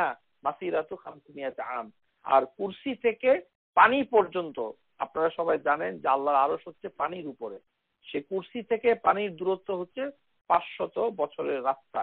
ওয়াল আরশু আলাল মা, আরশ হচ্ছে মানে পানির উপরে, ওয়াল্লাহি আলাল আরশ, আরশ হচ্ছে, আল্লাহ হচ্ছেন আরশের উপরে। এটি একটা হাদিস। এই হাদিসকে তারা অস্বীকার করছে, বলতেছে যে এই দূরত্ব হিসাবে আল্লাহ সুবহানাহু ওয়া তাআলা দূরে নয়, আল বু'দুহু মিন তারিকি তুল মাসাফিহা, অথচ হাদিসের ভিতরে রয়েছে দূরত্বটা হাদিসের ভিতরেই বলা হচ্ছে। কারণ তাদের কথা হচ্ছে যে আল্লাহ সুবহানাহু ওয়া তাআলাকে মুতাহাইয়াজ মানে একটি অবস্থানে রাখা যাবে না, এমন ভাবে রাখতে হবে, কারণ তার তো কোনো শরীর নাই, তার মানে জাওহার মানে শরীর। এই যে জাওহার কথাটা আরবিতে লেখা হয়েছে, এটা কিন্তু কোনো কোরআন হাদিসে নাই। কোনো সাহাবী, কোনো স্কলার, কোনো মুহাদ্দিস কখনোই আল্লাহ সুবহানাহু ওয়া তাআলাকে বর্ণনা করার সময় আল্লাহর কোনো শরীর নাই, জিসম, তারপরে জাওহার, সাবস্টেন্স, আল আরাজ, অ্যাক্সিডেন্ট, এগুলো তারা বলেন নাই। এইভাবে আল্লাহকে আল্লাহ সুবহানাহু ওয়া তাআলা নিজেকে পরিচয় করেন নাই। তার রাসূল সাল্লাল্লাহু আলাইহি সাল্লাম তিনি আল্লাহকে এইভাবে আমাদের কাছে পরিচিত করে দেন নাই। অথচ এগুলোর কোনো দরকার ছিল? এগুলোর কোনো দরকার ছিল না। এগুলো এই আবর্জনাগুলি এই মানে আরবি ভাষায় অনুবাদ করে এই আজ থেকে 700-800 বছর অথবা 1000 বছর আগে, মানে 800-900 বছর আগে মাতুরিদি তার আকীদার ভিতরে এগুলো আলোচনা করে গেছে যে জাওহার ছাড়া, জিসিম ছাড়া, আরাজ ছাড়া যে যে বস্তুটা রয়েছে, অথচ যে সে কোনো বস্তু না, সেই হচ্ছে আল্লাহ, হুয়া শাই। এগুলি হচ্ছে ওখানে লেখা আছে। আর আল্লাহর কোনো ডিরেকশন নাই, সব জায়গায় আছে যে এর কোনো ডিরেকশন নাই। উনি নিচেও থাকতে পারে, উপরেও থাকতে পারে। আর ইনি হচ্ছে এমন একটা বস্তু যাকে বিভাজ্য করা যায় না, মানে মানে এটাকে ভগ্নাংশে পরিণত করা যায় না, ইনডিভাইজেবল। এই ধরনের আজগুবি, এই ধরনের কথাবার্তার কোনো মূল্য নাই, কারণ এগুলো আমাদের কোরআন হাদিসে নাই। এগুলি হানাফি মাযহাবের নাম দিয়ে তাদের কিতাবগুলোতে আছে, এবং তারা প্রচার করে যে এগুলোই নাকি ফিকহুল আকবর একটি কিতাবের ব্যাখ্যা। আর এই কারণেই আমাদের দেশের লোকরা মনে করে যে আল্লাহ সুবহানাহু ওয়া তাআলা সব জায়গায় আছে, তার মানে সে কোথাও নাই, তার কোনো আকার নাই। হ্যাঁ, এইভাবে বলে। আমরা ইতিপূর্বে আমরা আলোচনা করেছি যে আল্লাহ সুবহানাহু ওয়া তাআলা সুনির্দিষ্ট একটি আকৃতি রয়েছে, এবং আল্লাহ সুবহানাহু ওয়া তাআলার সেই আকৃতির দলিল আমরা পেশ করেছি বুখারীর হাদিস থেকে, যে পরকালে যে আল্লাহ সুবহানাহু ওয়া তাআলা দেখা দিবেন, সেখানে আল্লাহ সুবহানাহু ওয়া তাআলা তার আকৃতি নিয়ে আসবেন। এই হচ্ছে একটি সমস্যা। আরো অনেক ধরনের সমস্যা আছে। আরেকটি সমস্যা আছে, এই সমস্যাটা ইন্টারেস্টিং, এইটা আমরা এখন আলোচনা করব। মানে একভাবে বলতেছে যে আল্লাহ সুবহানাহু ওয়া তাআলা আকাশে আছে, আবার জমিনে আছে, সব জায়গায় আছে। আবার অন্যদিকে আবার বাংলাদেশের আকীদা হচ্ছে যে আল্লাহ সুবহানাহু ওয়া তাআলা আবার নাই। তিনি না থেকে তাহলে কি করবেন, যে দুনিয়াতে আল্লাহ নাই। আপনারা কি এই ধারণা সম্পর্কে জানেন? যে আমাদের দেশে অনেকে বিশ্বাস, মানে আকীদা হচ্ছে যে আল্লাহ পৃথিবীতে নাই। একদিকে বলে যে সব জায়গায় আছে, আবার আরেকদিকে বলে কি আল্লাহ নাই। তো আল্লাহ যদি না থাকে পৃথিবীতে, তাহলে আল্লাহ কি করেছেন? তাহলে আল্লাহর একটা প্রতিনিধি পাঠিয়েছেন, প্রতিনিধি, যে আল্লাহ সুবহানাহু ওয়া তাআলা তো আরশের উপরে, আর দুনিয়াতে কোনো আল্লাহ নাই। তো তাহলে কি করতে হবে?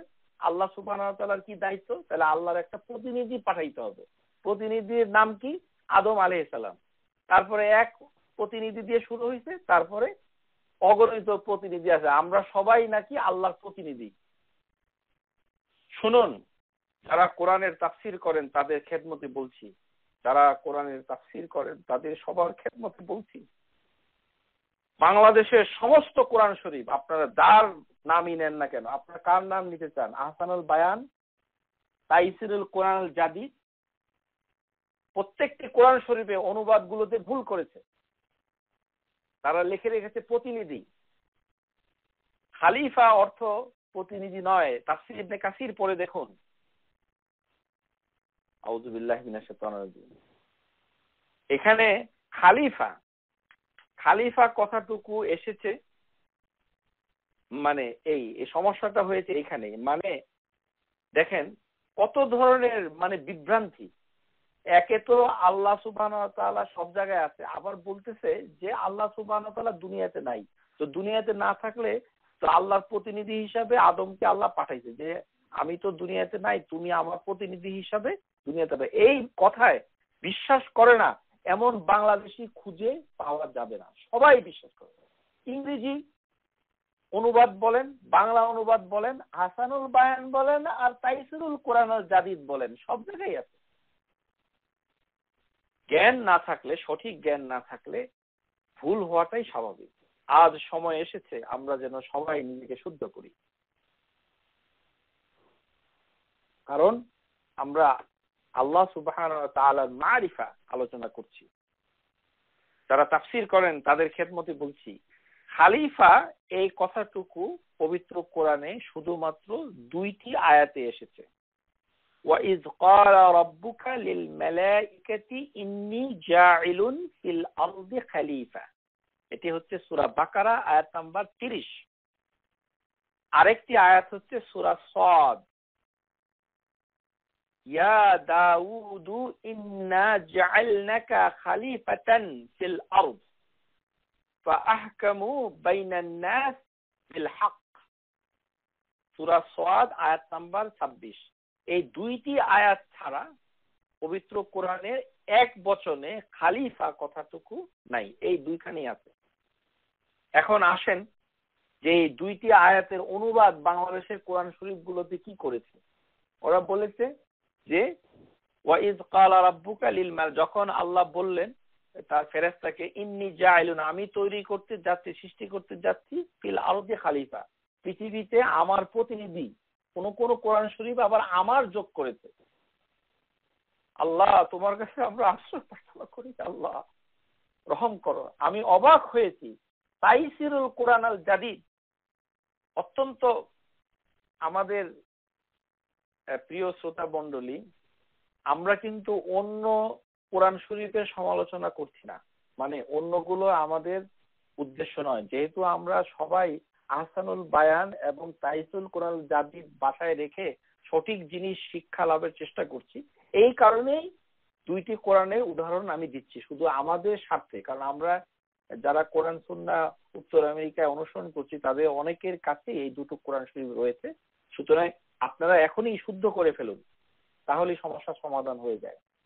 তাইসিরুল কোরআনুল জাদিদে আমাদের ভাই মুজাম্মেল হক অনুবাদ করেছেন ওই যে সূরা সাদের যে 26 নম্বর আয়াতে, সেখানে বলেছেন, হে দাউদ, আল্লাহ বলছেন দাউদকে, ইন্না জাআলনাকা, আমি মানে তোমাকে সৃষ্টি করেছি। তারপরে তিনি আবার পণ্ডিতি করে ব্র্যাকেটে লিখেছেন আমার প্রতিনিধি, মানে আল্লাহ সুবহানাহু ওয়া তাআলা তো দুনিয়াতে নাই, ফিল আরদ, মানে দাউদ হচ্ছে আল্লাহর প্রতিনিধি। আউযু বিল্লাহি মিনাশ শাইতানির রাজিম। কোন আম্বিয়া মুরসালিন, কোন রাসূল আল্লাহ সুবহানাহু ওয়া তাআলার প্রতিনিধি নন, এটি ভুল। আল্লাহর কোনো প্রতিনিধি নাই, বরঞ্চ আমাদের প্রতিনিধি আল্লাহ হতে পারেন।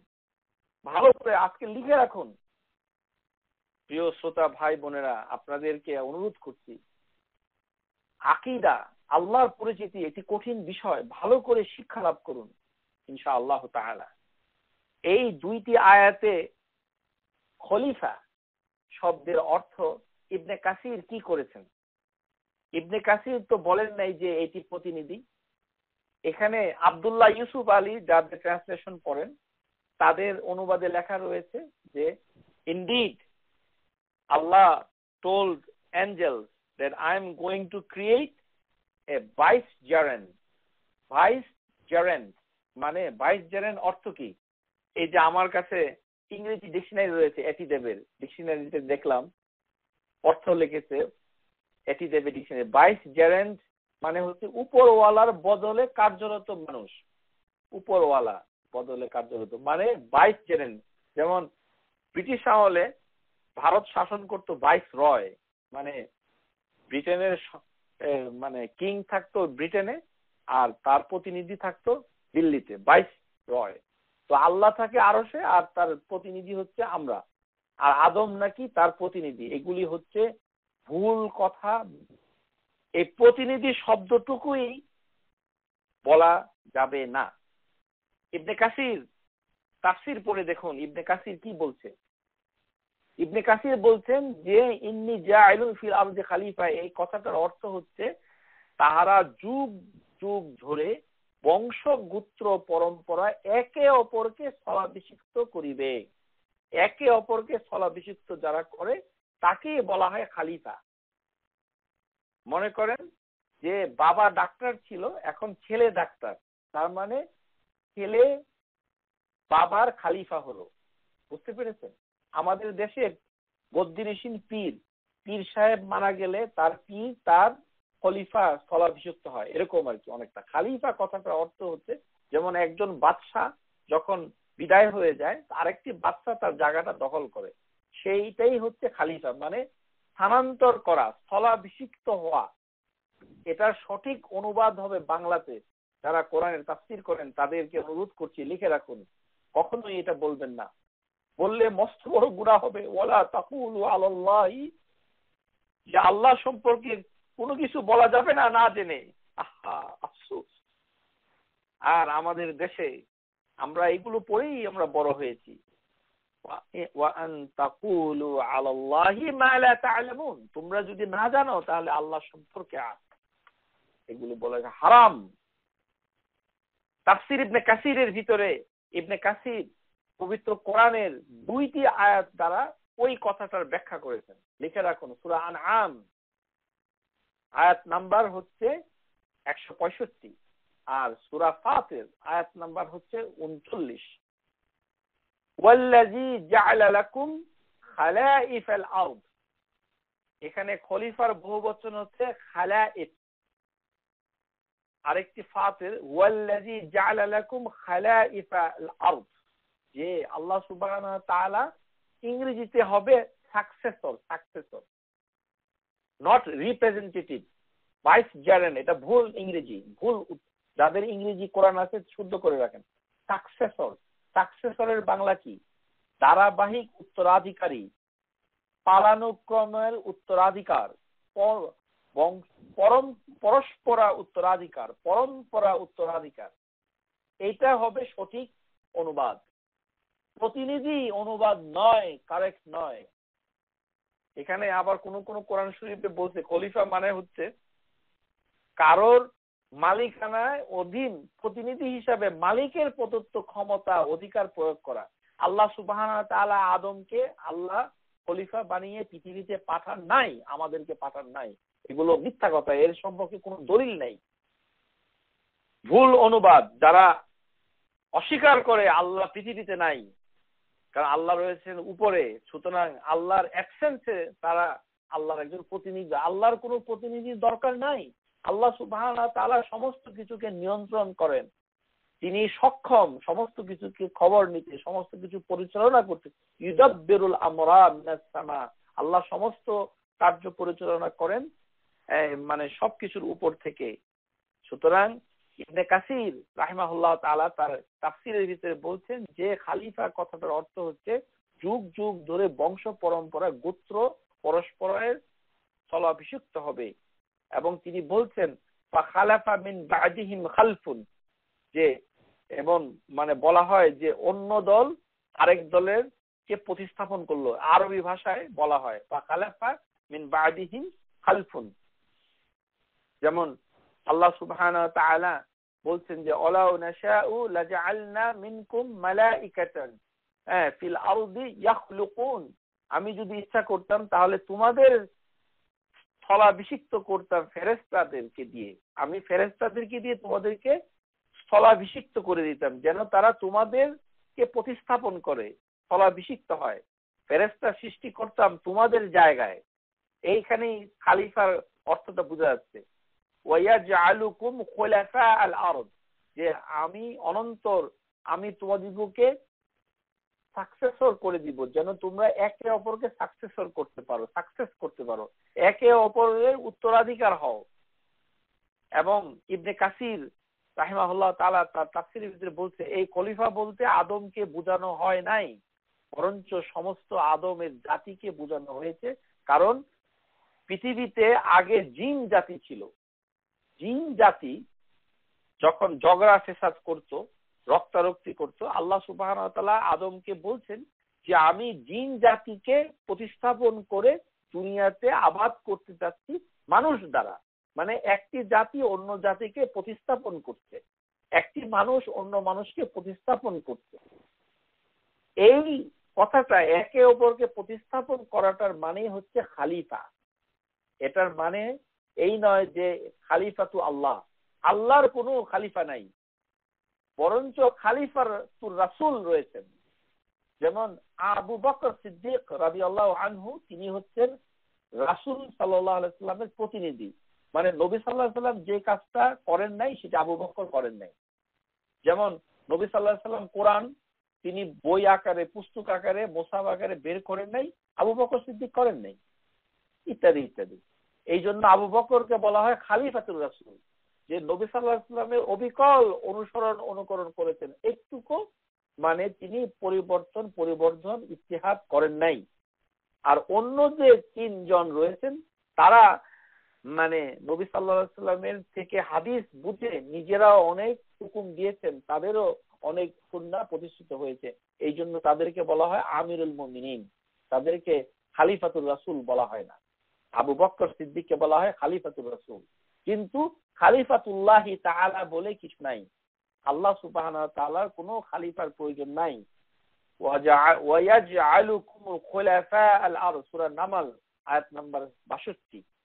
আল্লাহ সুবহানাহু ওয়া তাআলা ফেরেশতাদেরকে বললেন যে তারা যুগের পর যুগ থাকে যে জিন জাতি, সুতরাং আমি জিনকে বদল করে এখন মানুষ জাতিকে দিয়ে এই প্রজন্ম থেকে আরেক প্রজন্মে প্রতিস্থাপন করব। খালিফা এই জন্য বিভিন্ন তাফসির গুলোতে রয়েছে। শুধু আমাদের বাংলাদেশে হতভাগা বাঙালিরা তাদেরকে ইবনে কাসির অনুবাদ করতে দেওয়ার পরেও তারা বলছে যে খালিফা বানিয়েছে। অনুবাদের ক্ষেত্রেও তারা খেয়ানত করেছে।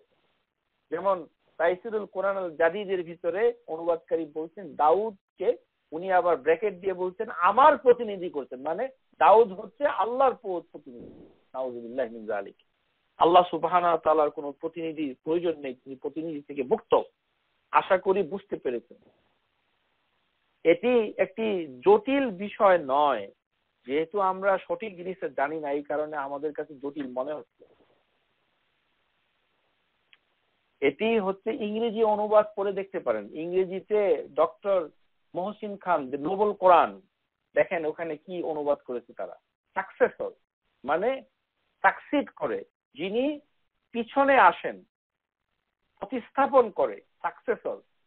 কিন্তু রিপ্রেজেন্টেটিভ হলো প্রতিনিধি। ভাইস চেয়ারম্যান মানে উপরওয়ালার বদলে কার্যরত ব্যক্তি অথবা বস্তু, ভাইস চেয়ারম্যান। এই অর্থে খলিফা হবে না। আল্লাহ সুবহানাহু ওয়া তাআলা উদাহরণ হিসেবে একটি, বরঞ্চ যেটি অত্যন্ত ইন্টারেস্টিং সেটি হচ্ছে আল্লাহই হচ্ছে আমাদের খালিফা। কিভাবে? আপনাদেরকে দলিল দিয়ে দেখাচ্ছি। আমরা আল্লাহর খলিফা নই, বরঞ্চ কোনো কোনো ক্ষেত্রে আমাদের খলিফা হচ্ছে আল্লাহ। অনেকে অবাক হচ্ছেন যে আমি আজ কি শুনলাম। হ্যাঁ, শুনতেই হবে। এইভাবেই আমাদের জ্ঞানকে, আকীদাকে শুদ্ধ করতে হবে। আর তার জন্য আমাদের আজকের কর্মসূচি মারিফাতুল্লাহি তাআলা। عن عبد الله بن عمر رضي الله عنهما أن رسول الله صلى الله عليه وسلم قال كان إذا استوى على البعير خارجا إلى سفر كبر 3 مرات ثم قال سبحان الذي سخر لنا هذا وما كنا له مقرنين وإنا إلى ربنا لمنقلبون اللهم إنا نسألك في سفرنا هذا البر والتقوى ومن العمل ما ترضى اللهم حوّن علينا سفرنا هذا واطوي عنا بعده اللهم أنت صاحب السفر وخليفة في الأهل اللهم إني أعوذ بك من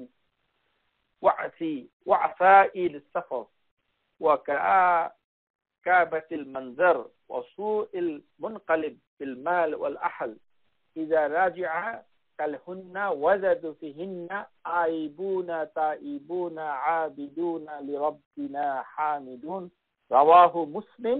হাদিস নাম্বার হচ্ছে 1342, সহিহ মুসলিম। এখানে বলা হচ্ছে নবী সাল্লাল্লাহু আলাইহি সাল্লাম যখন কোনো সফরে যেতেন, তিনি সফরের শুরুতে 3 বার উটের উপরে উঠতেন। ইস্তাওয়া, তিনি উটের উপরে উঠতেন। আরবি ভাষায় ইস্তাওয়া মানে হলো আরোহণ করা। এই যে হাদিসে এসেছে কানা ইজা আস্তাওয়া আলা বাঈর, তিনি উটের উপরে উঠে যখন বের হতেন তখন তিনি 3 বার আল্লাহু আকবার আল্লাহু আকবার আল্লাহু আকবার আল্লাহু আকবার বলতেন। তারপরে বলতেন কি সুবহানাল্লাযী সাক্কারানা, যেটা আমরা জানি। তারপরে তিনি কি বলতেন, আল্লাহুম্মা ইন্না নাসআলুকা ফি সাফারিনা হাযাল বিররা তাকওয়া। হ্যাঁ, যে এই সফর বীর তাকওয়ার জন্য হচ্ছে, মিন আমালি মান মা তারাদা, সন্তুষ্টির কাজগুলো হবে। আল্লাহুম্মা হাউবিন আলাইনা সাফারানা, হে আল্লাহ তুমি আমাকে সফরটাকে সহজ করে দাও। আযবি আন্না বু'দা, যে দূরত্বটাকে কমিয়ে দাও। আল্লাহুম্মা আনতা সাহিবুস সফর, হে আল্লাহ তুমি আমাদের সফরের সাহেব। আল্লাহকে কি বলা হচ্ছে? আল্লাহুম্মা আনতা সাহিবু, আল্লাহ হচ্ছেন সাহেব সফর। তারপরের কথাটুকুই লক্ষ্য করুন, ওয়া খালিফাতু ফিল আহল, আর হে আল্লাহ তুমি হচ্ছে আমার পরিবারের খলিফা। সুবহানাল্লাহ। তার মানে হচ্ছে আমি তো বাড়িতে নাই, আমি আমার পরিবারকে বাড়িতে রেখে চলে এসেছি সফরে। হে আল্লাহ তুমি আমার স্থলাভিষিক্ত হয়ে আমার পরিবারের খলিফা হয়ে যাও। এটি নবী সাল্লাল্লাহু আলাইহি সাল্লাম হাদিসের মাধ্যমে শিক্ষা দিচ্ছেন।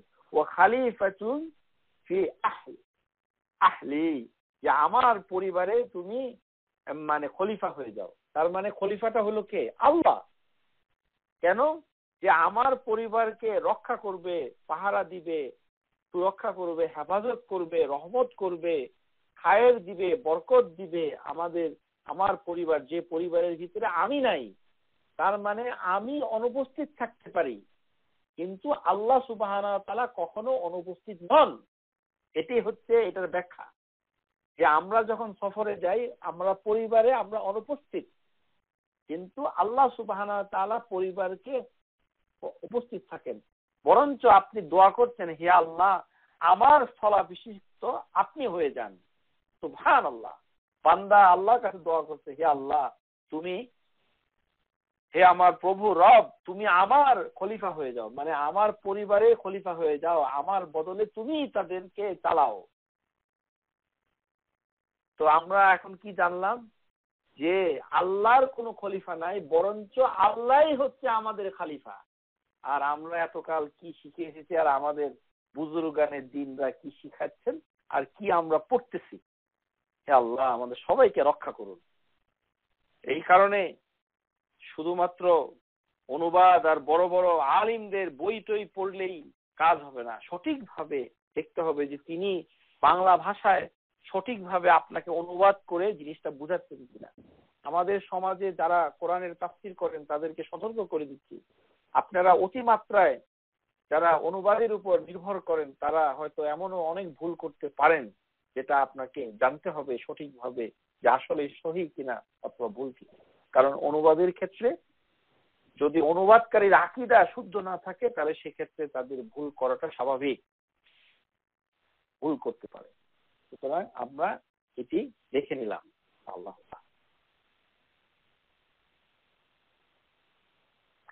এখন আমরা আল্লাহ সুবহানাহু ওয়া তাআলা কোথায়, এই কথাটুকু জানতে হলে আমাদের কতগুলো জিনিস জানতে হবে।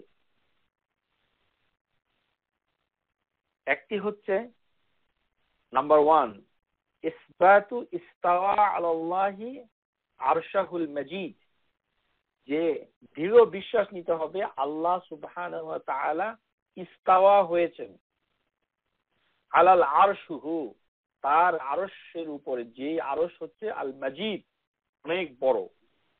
তার মানে প্রথমে জানতে হবে ইস্তাওয়া। মা'না কাউলুস সালাস আল ইস্তাওয়া মা'লুম, ইস্তাওয়া বলতে কি বোঝায় সেটা আমাদেরকে জানতে হবে। তারপরে দেখতে হবে যে স্কলাররা ইস্তাওয়া সম্পর্কে কি বলেছেন। যেমন ইমাম যাহাবি ফি কিতাব আল আরশ, ইমাম যাহাবির একটি কিতাব রয়েছে তার নাম হচ্ছে আল আরশ, সেখানে তিনি বলছেন ফি হাদিসি জারিয়া মাসআলাতান আল আউলা শারঈয়াতুন কাউলুল মুসলিম আইনা আল্লাহ। ইমাম যাহাবি রাহিমাহুল্লাহ তাআলা তার বিখ্যাত কিতাব আল আরশ, সেখানে তিনি বলছেন ফিল হাদিসি জারিয়া মাসআলাতান, যে সেই যে দাসীর যে হাদিস, সেই হাদিস থেকে দুটো মাসালা জানতে পারি। আউলান, একটি হচ্ছে শারঈয়াতুন কাউলুল মুসলিম আইন আল্লাহ, যে কোনো মুসলমানকে জিজ্ঞাসা করা, বলা আল্লাহ কোথায়, এটি শরীয়ত সম্মত। জেনে রাখুন, কোন মুসলমানকে যদি জিজ্ঞাসা করা আইন আল্লাহ, আল্লাহ কোথায়, এই জিজ্ঞাসা করাটা শরীয়ত সম্মত। ভয় পেলে কাজ হবে না, আর সমালোচনা করা যাবে না, কারণ এটা শরীয়ত সম্মত। হাদিস হচ্ছে এটা দলিল। ওয়াসানিয়া কাউলুল মাসউল ফিস সামা, এবং এটার উত্তরে তাকে বলতে হবে যে ফিস সামা, যে এর আসমানের, ফি মানে ভিতরে। এখানে আবার আমাদের দেশে আবার অনেক পণ্ডিত ব্যক্তি আছেন যে ফি মানে হচ্ছে ভিতরে, তো এটি তো হেভেনের ভিতরে আল্লাহ, তো আমরা বলতেছি যে আল্লাহ হচ্ছে সবকিছু উপরে, আবার ফি। শুনেন, আরবি ভাষা ভালো করে শিখতে হবে, অনুবাদ পড়লে ভুল করার সম্ভাবনা থেকে যেতে পারে। ফি কথাটা কখনো কখনো আরবি ভাষা আলা হিসাবে ব্যবহার হয়, যেমন বাংলা ভাষায় ব্যবহার হয়। আমি আপনাকে বললাম, হ্যালো, টেলিফোন করলাম আপনার ছেলের কাছে অথবা মেয়ের কাছে যে তোমার আব্বা অথবা আম্মা কোথায়, তো আপনার মেয়ে অথবা ছেলে উত্তর দিল বাড়িতেই আছে। তো দেখা গেল যে তার বাবা অথবা মা ছাদের উপরে আছে, কিন্তু সেটা তো বাড়িতেই আছে। তো বাড়িতেই আছে তার মানে বাড়ির ভিতরেই আছে, এটা বোঝায় না। বাড়িতে আছে মানে বাড়ির ছাদের উপরে থাকতে পারে, অথবা বাড়ির নিচে ভূখণ্ডেও থাকতে পারে, হ্যাঁ, অথবা বাড়ির চারপাশেও থাকতে পারে। তো আরবি ভাষায় ফি মানে হচ্ছে কখনো কখনো আলা মানে উপরে।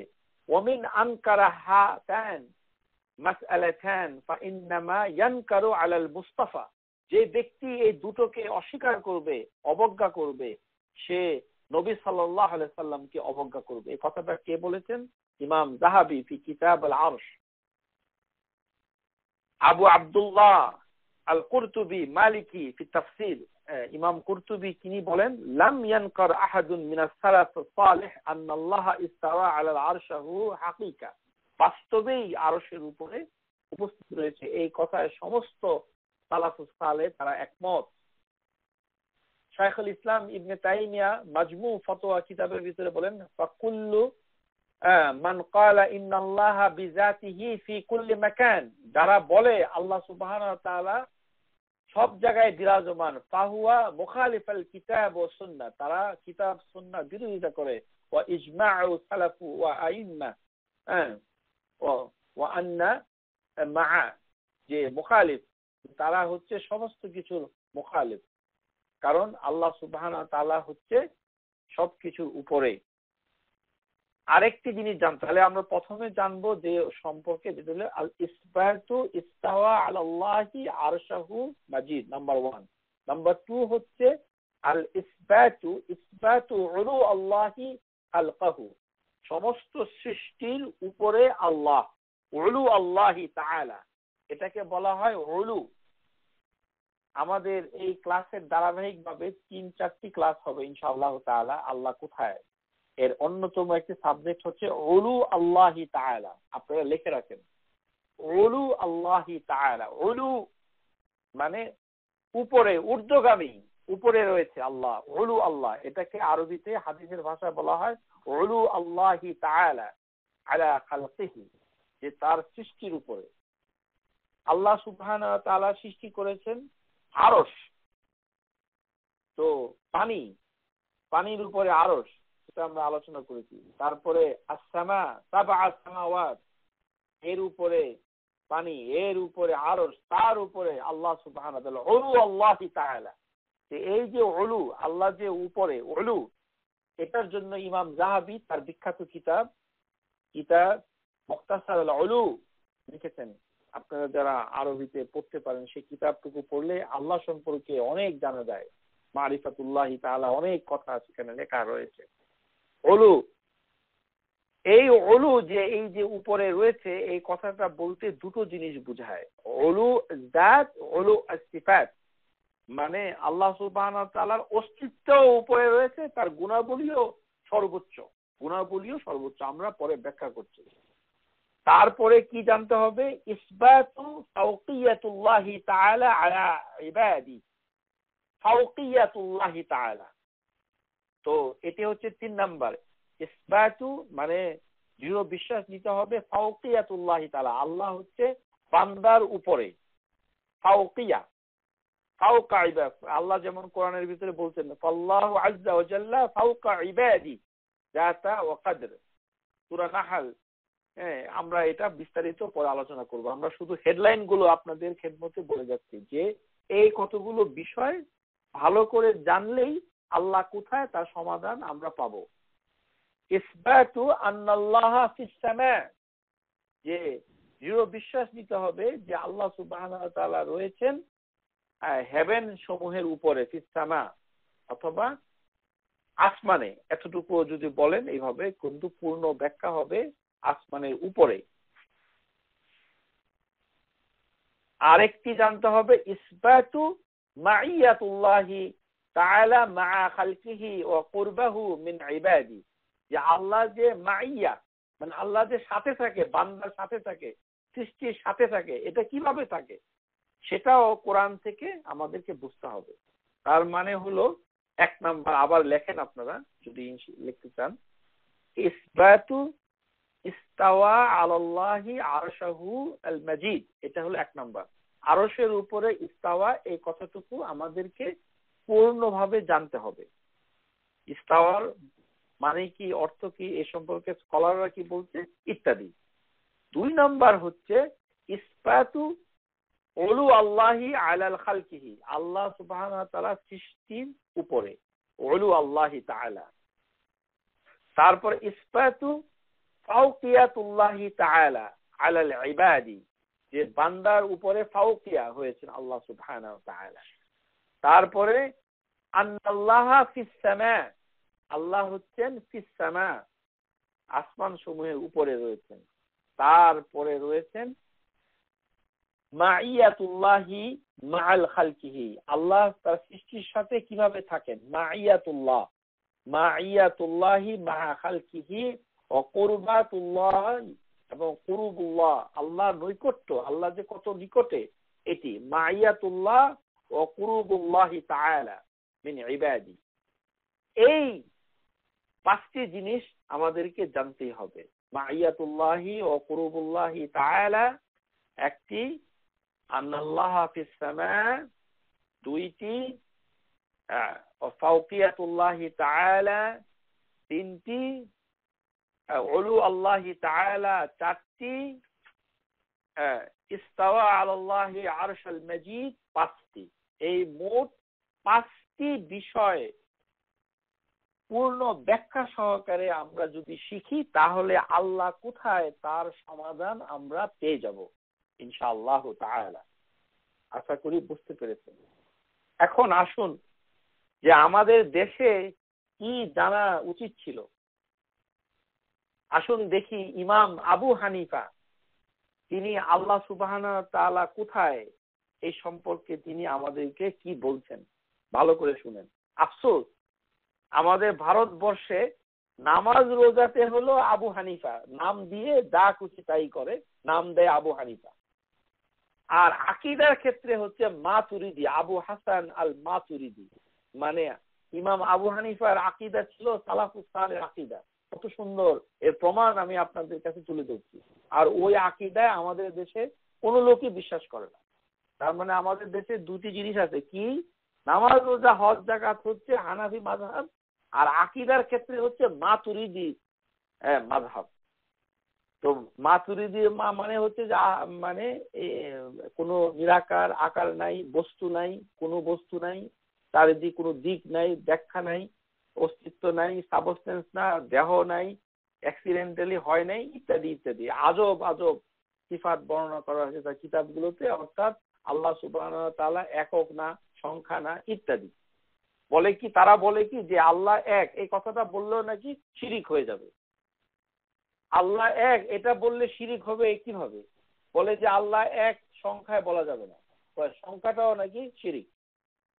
এই ধরনের নাদান মানে অযোগ্য লোকদের দ্বারা আমাদের সমাজ কলুষিত হয়েছে। দেখুন আবু হানিফা কি বলছেন। قال আবু হানিফা মান قال لا اعرف ربي في السماء আম ফিল আরদি ফাকাদ কাফারা লিআন্না আল্লাহ তাআলা ইয়াকুল আর-রাহমান আলাল আরশি ইস্তাওয়া ওয়া আরশুহু ফাওকা সাবআ সামাওয়াত।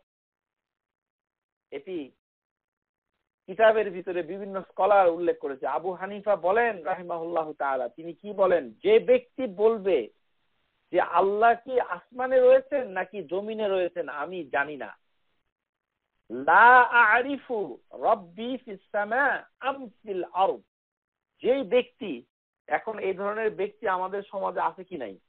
আমার তো মনে হয় সবাই আছে। কারণ আমাদের দেশে যদি বলা হয়, আচ্ছা আপনি যে নামাজ রোজা পড়তেছেন খুবই কপালে দাগ ফেলে দিচ্ছেন, আপনি একটু থামেন, আপনি বলেন তো আল্লাহ কি আসমানে রয়েছে না জমিনে রয়েছে? তো আমাদের সমাজে সাধারণত যে কথাটুকু বলবে, আরে ভাই রাখেন, আগে নামাজ পড়ে লই, আমল করে লই, এগুলো জানার দরকার নাই। এই ধরনের লোক যদি থাকে আবু হানিফার মতে সে কাফের হয়ে গেছে, কাফারা। লা আরিফু ক্বালা আবু হানিফা রাহিমাহুল্লাহু তাআলা ওয়ামান ক্বাল, যে ব্যক্তি বলবে লা আরিফু রাব্বি, আমার রব কোথায় আমি জানি না, ফিস সামাই আসমানে আম ফিল আরদ, অথবা জমিনে আমি জানি না কোথায়, জমিনে না আসমানে আমি জানি না, তার মানে সব জায়গায় অথবা জানে না। ফাকাদ কাফারা, সে কুফরি করলো, মানে একেবারে কাটটা কাফের হবে কিনা আল্লাহই ভালো জানেন, কারণ এটা তো কোনো হাদিস না তার কথা, কিন্তু তিনি বলছেন ফাকাদ কাফারা, সে কুফরি করলো। কারণ লিআন্না আল্লাহ তাআলা, আল্লাহ তার বইতে কিতাবে বলছেন, কোরআনে বলছেন কি, আর রহমান আলাল আরশি ইস্তাওয়া, আল্লাহ রহমান আরশের উপরে ইস্তাওয়া হয়েছেন। ও আরশুহু ফাওকা সাবআ সামাওয়াত, 7 সামাওয়াত, মানে 7 আসমান যদি বলেন, তার উপরে হচ্ছে আরশ, আর আরশের উপরে হচ্ছেন আল্লাহ। কুলতু ফাইন্না ক্বাল ইন্নাহু আলাল আরশ। এখন কোন ব্যক্তি এটা আবার বলল, যেমন অনেকে আবার হয়তো বলল যে হ্যাঁ আল্লাহ আরশের উপরে, এরকম যদি কোনো ব্যক্তি থাকে, বা ইন ক্বাল ইন্নাহু আলাল আরশ ওয়ালাকিন্নাহু ইয়াকুল লা আদরি আল আরশু ফিস সামা আম ফিল আরদ, কিন্তু ওই ব্যক্তি বলল যে আরশ জমিনে আছে না আসমানে আছে আমি জানি না। এই ধরনের কোন লোক যদি এই কথা বলে যে আল্লাহ আরশের উপরে আছে ঠিকই, কিন্তু আরশ কোথায় আছে আমি জানি না, এটা আসমানে আছে নাকি না জমিনে আছে আমি জানি না, ক্বালা ইমাম আল আবু হানিফা রাহিমাহুল্লাহু তাআলা ফাকাদ কাফারা, সে কুফরি করলো। লিআন্নাহু আনকারা আন ইয়াকুন ফিস সামা, আল্লাহ যে মানে ফিস সামা আসমানের উপরে রয়েছেন সেটাকে সে অস্বীকার করলো।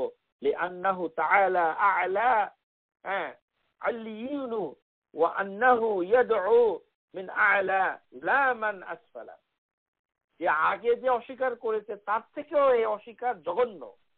যে ব্যক্তি বলছে আল্লাহ আসমানে না জমিনে, সে যতটুকু কুফরি করেছে, আর যদি কেউ বলে আরশ আসমানে আছে না জমিনে আছে আমি জানি না, তার কুফরি আরো জঘন্য, অ্যাকর্ডিং টু আবি হানিফা রাহিমাহুল্লাহু তাআলা। ক্বালা ওয়া ফি লাফজ সাআলতা আবু হানিফাকে একটা লোক জিজ্ঞাসা করল, ইয়াকুল লা আদরি রাব্বিস সামা আম ফিল আরদ ক্বাল ফাকাদ কাফারা। এই কথাটা বলা হয়েছে যে কখনোই এই কথা বলা যাবে না। এই কারণে আবু হানিফার সম্পর্কে এরকম এই কথাটা বিভিন্ন ভাবে এসেছে কিতাবের ভিতরে। আবু হানিফা আতিয়াহু ফাআতাত ফাকালাত, একটি মহিলা এসে বলল, আনতাল্লাযী তা'লামুন নাস মাসআলা ওয়া কাদ তারাকতা দীনাক। একটা মহিলা আবু হানিফা এসে কে জিজ্ঞাসা করলো, হে ইমাম, আপনি তো মানুষদেরকে মাসালা শিখান, কিন্তু আপনি তো আপনার ধর্ম পরিত্যাগ করেছেন। তখন আবু হানিফাকে ওই মহিলা জিজ্ঞাসা করতেছে, আইনা ইলাহাক আল্লাযী তা'বুদাহু, আপনি বলেন আপনার প্রভু কোথায় যার ইবাদত আপনি করেন। আবু হানিফাকে প্রশ্ন করছে একজন মহিলা, এটাও কিতাবে আছে, আইনা ইলাহাক আল্লাযী তা'বুদাহু। ফাসাকাতা আনহা, আবু হানিফা চুপ হয়ে গেলেন। ইমাম আল আবু হানিফা রাহিমাহুল্লাহু তাআলা তিনি চুপ হয়ে গেলেন। সুম্মা মাকাসা سبعة أيام لا يجيبها ثم خرج إلينا وقد وضع كتابا إن الله سبحانه وتعالى في السماء دون الأرض فقال له رجل আবু হানিফা এই প্রশ্ন শুনে চমকে গেলেন, চুপ হয়ে গেলেন। 7 দিন আর তিনি ওই মহিলার মুখোমুখি হন নাই। তারপরে তিনি ঘর থেকে বের হয়ে কিতাব দেখিয়ে বললেন, আল্লাহ সুবহানাহু ওয়া তাআলা আসমানের উপরে রয়েছেন। ইন্নাল্লাহা ওয়াদাআকা কিতাবান ইন্নাল্লাহা সুবহানাহু ওয়া তাআলা ফিস সামা দুনাল আরদ, তিনি জমিনের উপরে নাই, আসমানের উপরে। ফাকাল লাহু, তখন ওই মুহূর্তে ইমাম আবু হানিফাকে আরেকটি লোক প্রশ্ন করলো, আরাইতা কাউলুল্লাহু তাআলা, আপনি কি লক্ষ্য করেন নাই আল্লাহ কোরআনে বলেছেন ওহুয়া মাআকুম, তিনি হচ্ছেন তোমাদের সাথে। قال الامام ابو حنيفه رحمه الله تعالى هو كما تكتب للرجال اني معك وانت عنه غائب, এটি এই জন্যই কোরআনে আল্লাহ লিখেছেন যে তুমি অনুপস্থিত থাকতে পারো কিন্তু আল্লাহ সুবহানাহু ওয়া তাআলা সব সময় তোমাদের উপরে হাজির, এটি আল্লাহ লিখে রেখেছেন। কামা হুয়া তাকতুব লিররিজাল, প্রত্যেকটি ব্যক্তির জন্য আল্লাহ সুবহানাহু ওয়া তাআলা লিখেছেন তার কিতাবে ইন্নী মা'আক, যে আমি তোমার সাথে, ওয়া আনতা আনহু গায়ব, কারণ আমি অদৃশ্য হয়ে যেতে পারি কিন্তু আল্লাহ সুবহানাহু ওয়া তাআলা কখনো অদৃশ্য হন না। যেমন আমরা আলোচনা করেছি যে সফরে যাওয়ার সময় আমরা কি বলি যে আল্লাহ হচ্ছেন আমাদের পরিবারের খলিফা। ইমাম মালিক কে জিজ্ঞাসা করা হয়েছিল যে আইন আল্লাহ, হাদাসানা আব্দুল্লাহ বিন নাফি' قال قال مالك بن انس الله في السماء وعلمه في كل مكان, আল্লাহ সুবহানাহু ওয়া তাআলা হচ্ছেন সমস্ত আসমানের উপরে কিন্তু তিনি তার জ্ঞান, ইলমাহু, তার যে জ্ঞান, আল্লাহ সুবহানাহু ওয়া তাআলা জ্ঞান সমস্ত জায়গায়, সব জায়গায় আল্লাহর জ্ঞানের দ্বারা পরিবেষ্টিত করে রেখেছেন। ওয়াকিল আল মালিক আর রহমান আলাল আরশ ইস্তাওয়া, যে একজন লোক ইমাম মালিককে জিজ্ঞাসা করলো যে আল আরশ ইস্তাওয়া, এই যে ইমাম মালিককে জিজ্ঞাসা করেছিল, ইমাম মালিক ঘাবড়ে গিয়েছিলেন। এটি কিতাবের ভিতরে রয়েছে। একটি লোক এসে জিজ্ঞাসা করলো, ওয়াখারাজা আবু নাঈম فجاء رجل فقال يا عبد الله الرحمن على العرش استوى كيف استوى, যে ইমাম মালিককে বলল, হে আবু আব্দুল্লাহ, আপনি বলেন আল্লাহ বলেছেন কোরআনে আর রহমান আল্লাহ আরশ ইস্তাওয়া, কিন্তু আল্লাহ আরশের উপরে কিভাবে সমাসীন হলেন, কিভাবে হলেন বলেন। এই কথা শুনে কি করলেন, ফামা ওয়াজাদা মালিক মিন শাইইন মা ওয়াজাদ ফি মাসআলাতি, উনি চিন্তিত হয়ে পড়লেন, এমন কিছু পেয়ে বললেন, প্রিঅকুপাইড, তিনি মানে ডুবে গেলেন। ফানাজারা ইলাল আরদ, তিনি মাটির দিকে তাকিয়ে থাকে। ওয়া জাআলা ইয়ানকুদ ফি বিউদি ইয়াদাইহি, এবং হাত্তা আলাহু রিহদা ইয়ানি ইরক, তার কপালে ঘাম জমে গেল, ইমাম মালিকের কপালে ঘাম জমে গেল, তিনি মাটিতে কুটাকুটি করা শুরু করলেন, ঘাবড়িয়ে গেলেন যে আল্লাহ সুবহানাহু ওয়া তাআলা কিভাবে আরশের উপরে আরোহণ করেছেন। প্রশ্ন করেছে কিভাবে, কাইফা কাইফা ইস্তাওয়া। যেমন আমাদের ক্লাসে অনেকে প্রশ্ন করে যে কেন করেছে, সব প্রশ্ন আল্লাহ সুবহানাহু ওয়া তাআলা সম্পর্কে করা যায় না, আপনাদেরকে জানতে হবে। যেমন ওই ব্যক্তি ইমাম মালিককে জিজ্ঞাসা করছে যে আল্লাহ সুবহানাহু ওয়া তাআলা আরশের উপরে কিভাবে ইস্তাওয়া হয়েছেন, সমাসীন হয়েছে, কিভাবে, বুঝলাম ইস্তাওয়া হয়েছেন, সমাসীন হয়েছেন, কিন্তু কিভাবে। এটা শোনার পরে ইমাম মালিক এর কপাল থেকে ঘাম বের হতে লাগলো, তিনি মাটির দিকে তাকিয়ে থাকলেন, ভয় পেয়ে গেলেন। তারপরে তার গভীর চিন্তায় তাকে পেয়ে বসলো। অনেকক্ষণ পর সুম্মা রাআসাহু ওয়ারামা আল-উদ, তিনি মাথা তুলে বললেন, আল কাইফু মিনহু গায়রে মাকুল, কিভাবে এই জিনিসটি জানা যায়নি, বলা যায়নি, গায়রু মাকুল, কেউ বলতে পারবে না। ওয়াল ইস্তাওয়া মিনহু গায়রু মাজহুল, আর কিভাবে আল্লাহ সুবহানাহু ওয়া তাআলা ইস্তাওয়া হয়েছেন সেটি হচ্ছে মাজহুল, আমাদের জানার বাইরে হয়ে গেছে, অজ্ঞাত। ওয়াল ঈমানু বিহি ওয়াজিব, কিন্তু আল্লাহ সুবহানাহু ওয়া তাআলা আরশের উপরে ইস্তাওয়া হয়েছেন এই বিষয়ে ঈমান আনতে হবে, এটি আমাদের জন্য ওয়াজিব। ওয়া সুআলু আনহু বিদআ, আর এটি সম্পর্কে জিজ্ঞাসা করা হচ্ছে বিদআ।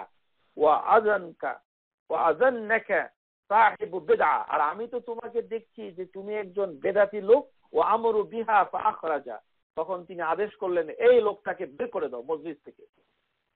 এই কথাটুকু রয়েছে হেলিয়াতু, একটি কিতাব রয়েছে হেলিয়া, এর ভিতরে এই ঘটনাটা বর্ণনা করেছে। এটার থেকে আমরা কি শিখতে পাই? শিখতে পাই যে আমাদের যে এই যে ক্লাস দর্স, এটি হচ্ছে মারিফাতুল্লাহি তাআলা। এখানে প্রশ্ন করতে গেলে কিভাবে অথবা কেন, এইভাবে প্রশ্ন করা যাবে না।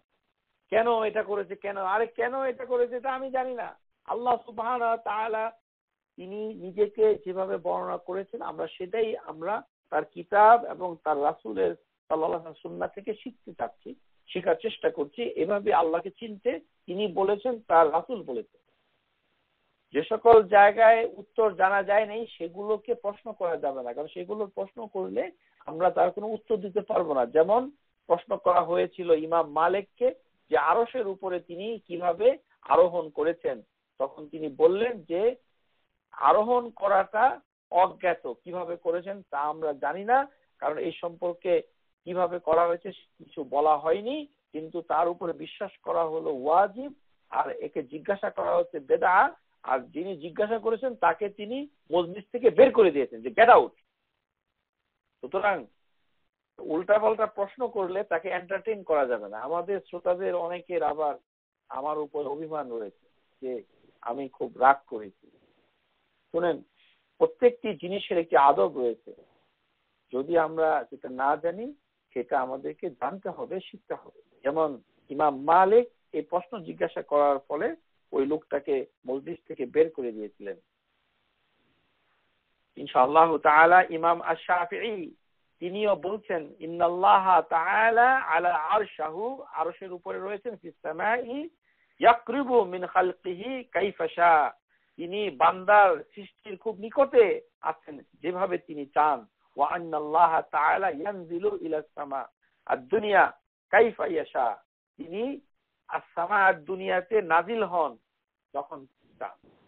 এইভাবে ইমাম আল আহমদ বি আন্নাল্লাহা আলাল আরশ কাইফা শা কামা শা বিলা হাদ্দা ওয়ালা সিফাতি ইয়াবলুগুহা ওয়াসাফা ওয়াল ইয়াহদ্দাহু আহাদান, যে আমরা বিশ্বাস করি, আমরা মানে ঈমান এনেছি যে আল্লাহ সুবহানাহু ওয়া তাআলা আরশের উপরে, কিন্তু কিভাবে তিনি আরশের উপরে অবস্থান করছেন সেটা আমরা জানি না। আর সেটি কোনো ব্যাখ্যা ছাড়া, সেটির কোনো বর্ণনা ছাড়া আমরা সেটার উপরে ঈমান এনেছি। এটি হচ্ছে ইমাম আহমদ বিন হাম্বলের কথা। তাহলে আমরা বুঝতে পারলাম যে চার ইমামই বলছেন যে আল্লাহ সুবহানাহু ওয়া তাআলা আরশের উপরে অবস্থান করছেন।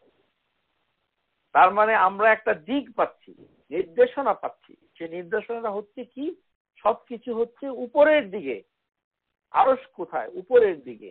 এই কারণেই আমাদেরকে জানতে হবে যে প্রথমে আমাদেরকে জানতে হবে উলু আল্লাহি তাআলা। এই বিষয়ে আমরা এখন শিখব যে আল্লাহ সুবহানাহু ওয়া তাআলার যে গুণাবলী রয়েছে, এই গুণাবলীর ভিতরে একটি অন্যতম গুণাবলী হচ্ছে উলু আল্লাহি তাআলা। ফি উলু আল্লাহি তাআলা, উলু, আপনারা এখন থেকে আমার সাথে সাথে এটা শিখে ফেলবেন। এই আরবিটা আপনাদেরকে মুখে আনতে হবে। উলু আল্লাহ, এই যে আমরা বলছি মারিফাতুল্লাহি তাআলা, এই যে তাআলা তা যোগ করে বলা হচ্ছে যে দ্বিতীয় পুরুষ, মানে আপনি, তুমি, তা। আলা মানে উপরে, ঊর্ধ্বগামী। আল্লাহু তাআলা, আল্লাহু তাআলা মানে হচ্ছে আল্লাহ উপরের দিকে। তার মানে আল্লাহর একটি দিক রয়েছে, জিহা রয়েছে। আর ওই হানাফি ফিকাল আকবরের ব্যাখ্যাতে ওই ক্যালিফোর্নিয়ার হোয়াইট থ্রেড প্রেসের লোকরা বলতেছে কি যে আল্লাহর কোনো জিহা নাই, মানে আল্লাহ কোন দিকে, পাতালে আছে, মাটির নিচে নাকি আসমানের উপরে, এটার কিছু নাকি নাই। অথচ আল্লাহ সুবহানাহু ওয়া তাআলা বলছেন ওলু।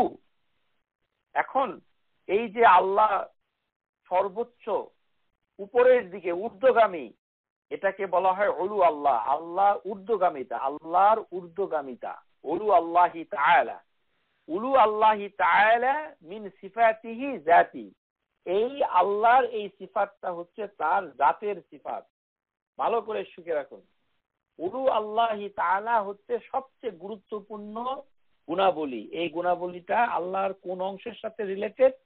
এক নাম্বার হচ্ছে আসিফাতি জাত, তার অস্তিত্বের সাথে রিলেটেড, সিফাতিহি জাতিয়া। ওয়া ইয়ানকিসিম ইলা কিসমাইন, এটি দুই ভাগে ভাগ করা হয়েছে, উলু জাত ও উলু সিফাত। যে আল্লাহ নিজে ঊর্ধ্বগামী, সবকিছু আল্লাহ নিজে, জাত হচ্ছে উপরে, সবকিছুর উপরে। তো সবকিছু বলতে আমরা কি বুঝি? আল্লাহ যেগুলিকে সৃষ্টি করেছেন। তো সৃষ্টি করেছেন কি? সবচেয়ে বড় সৃষ্টি হচ্ছে আল্লাহ সুবহানাহু ওয়া তাআলা আল আরশ, তারপরে হচ্ছে কুরসি। যে আরশের থেকে অনেক ছোট হচ্ছে কুরসি।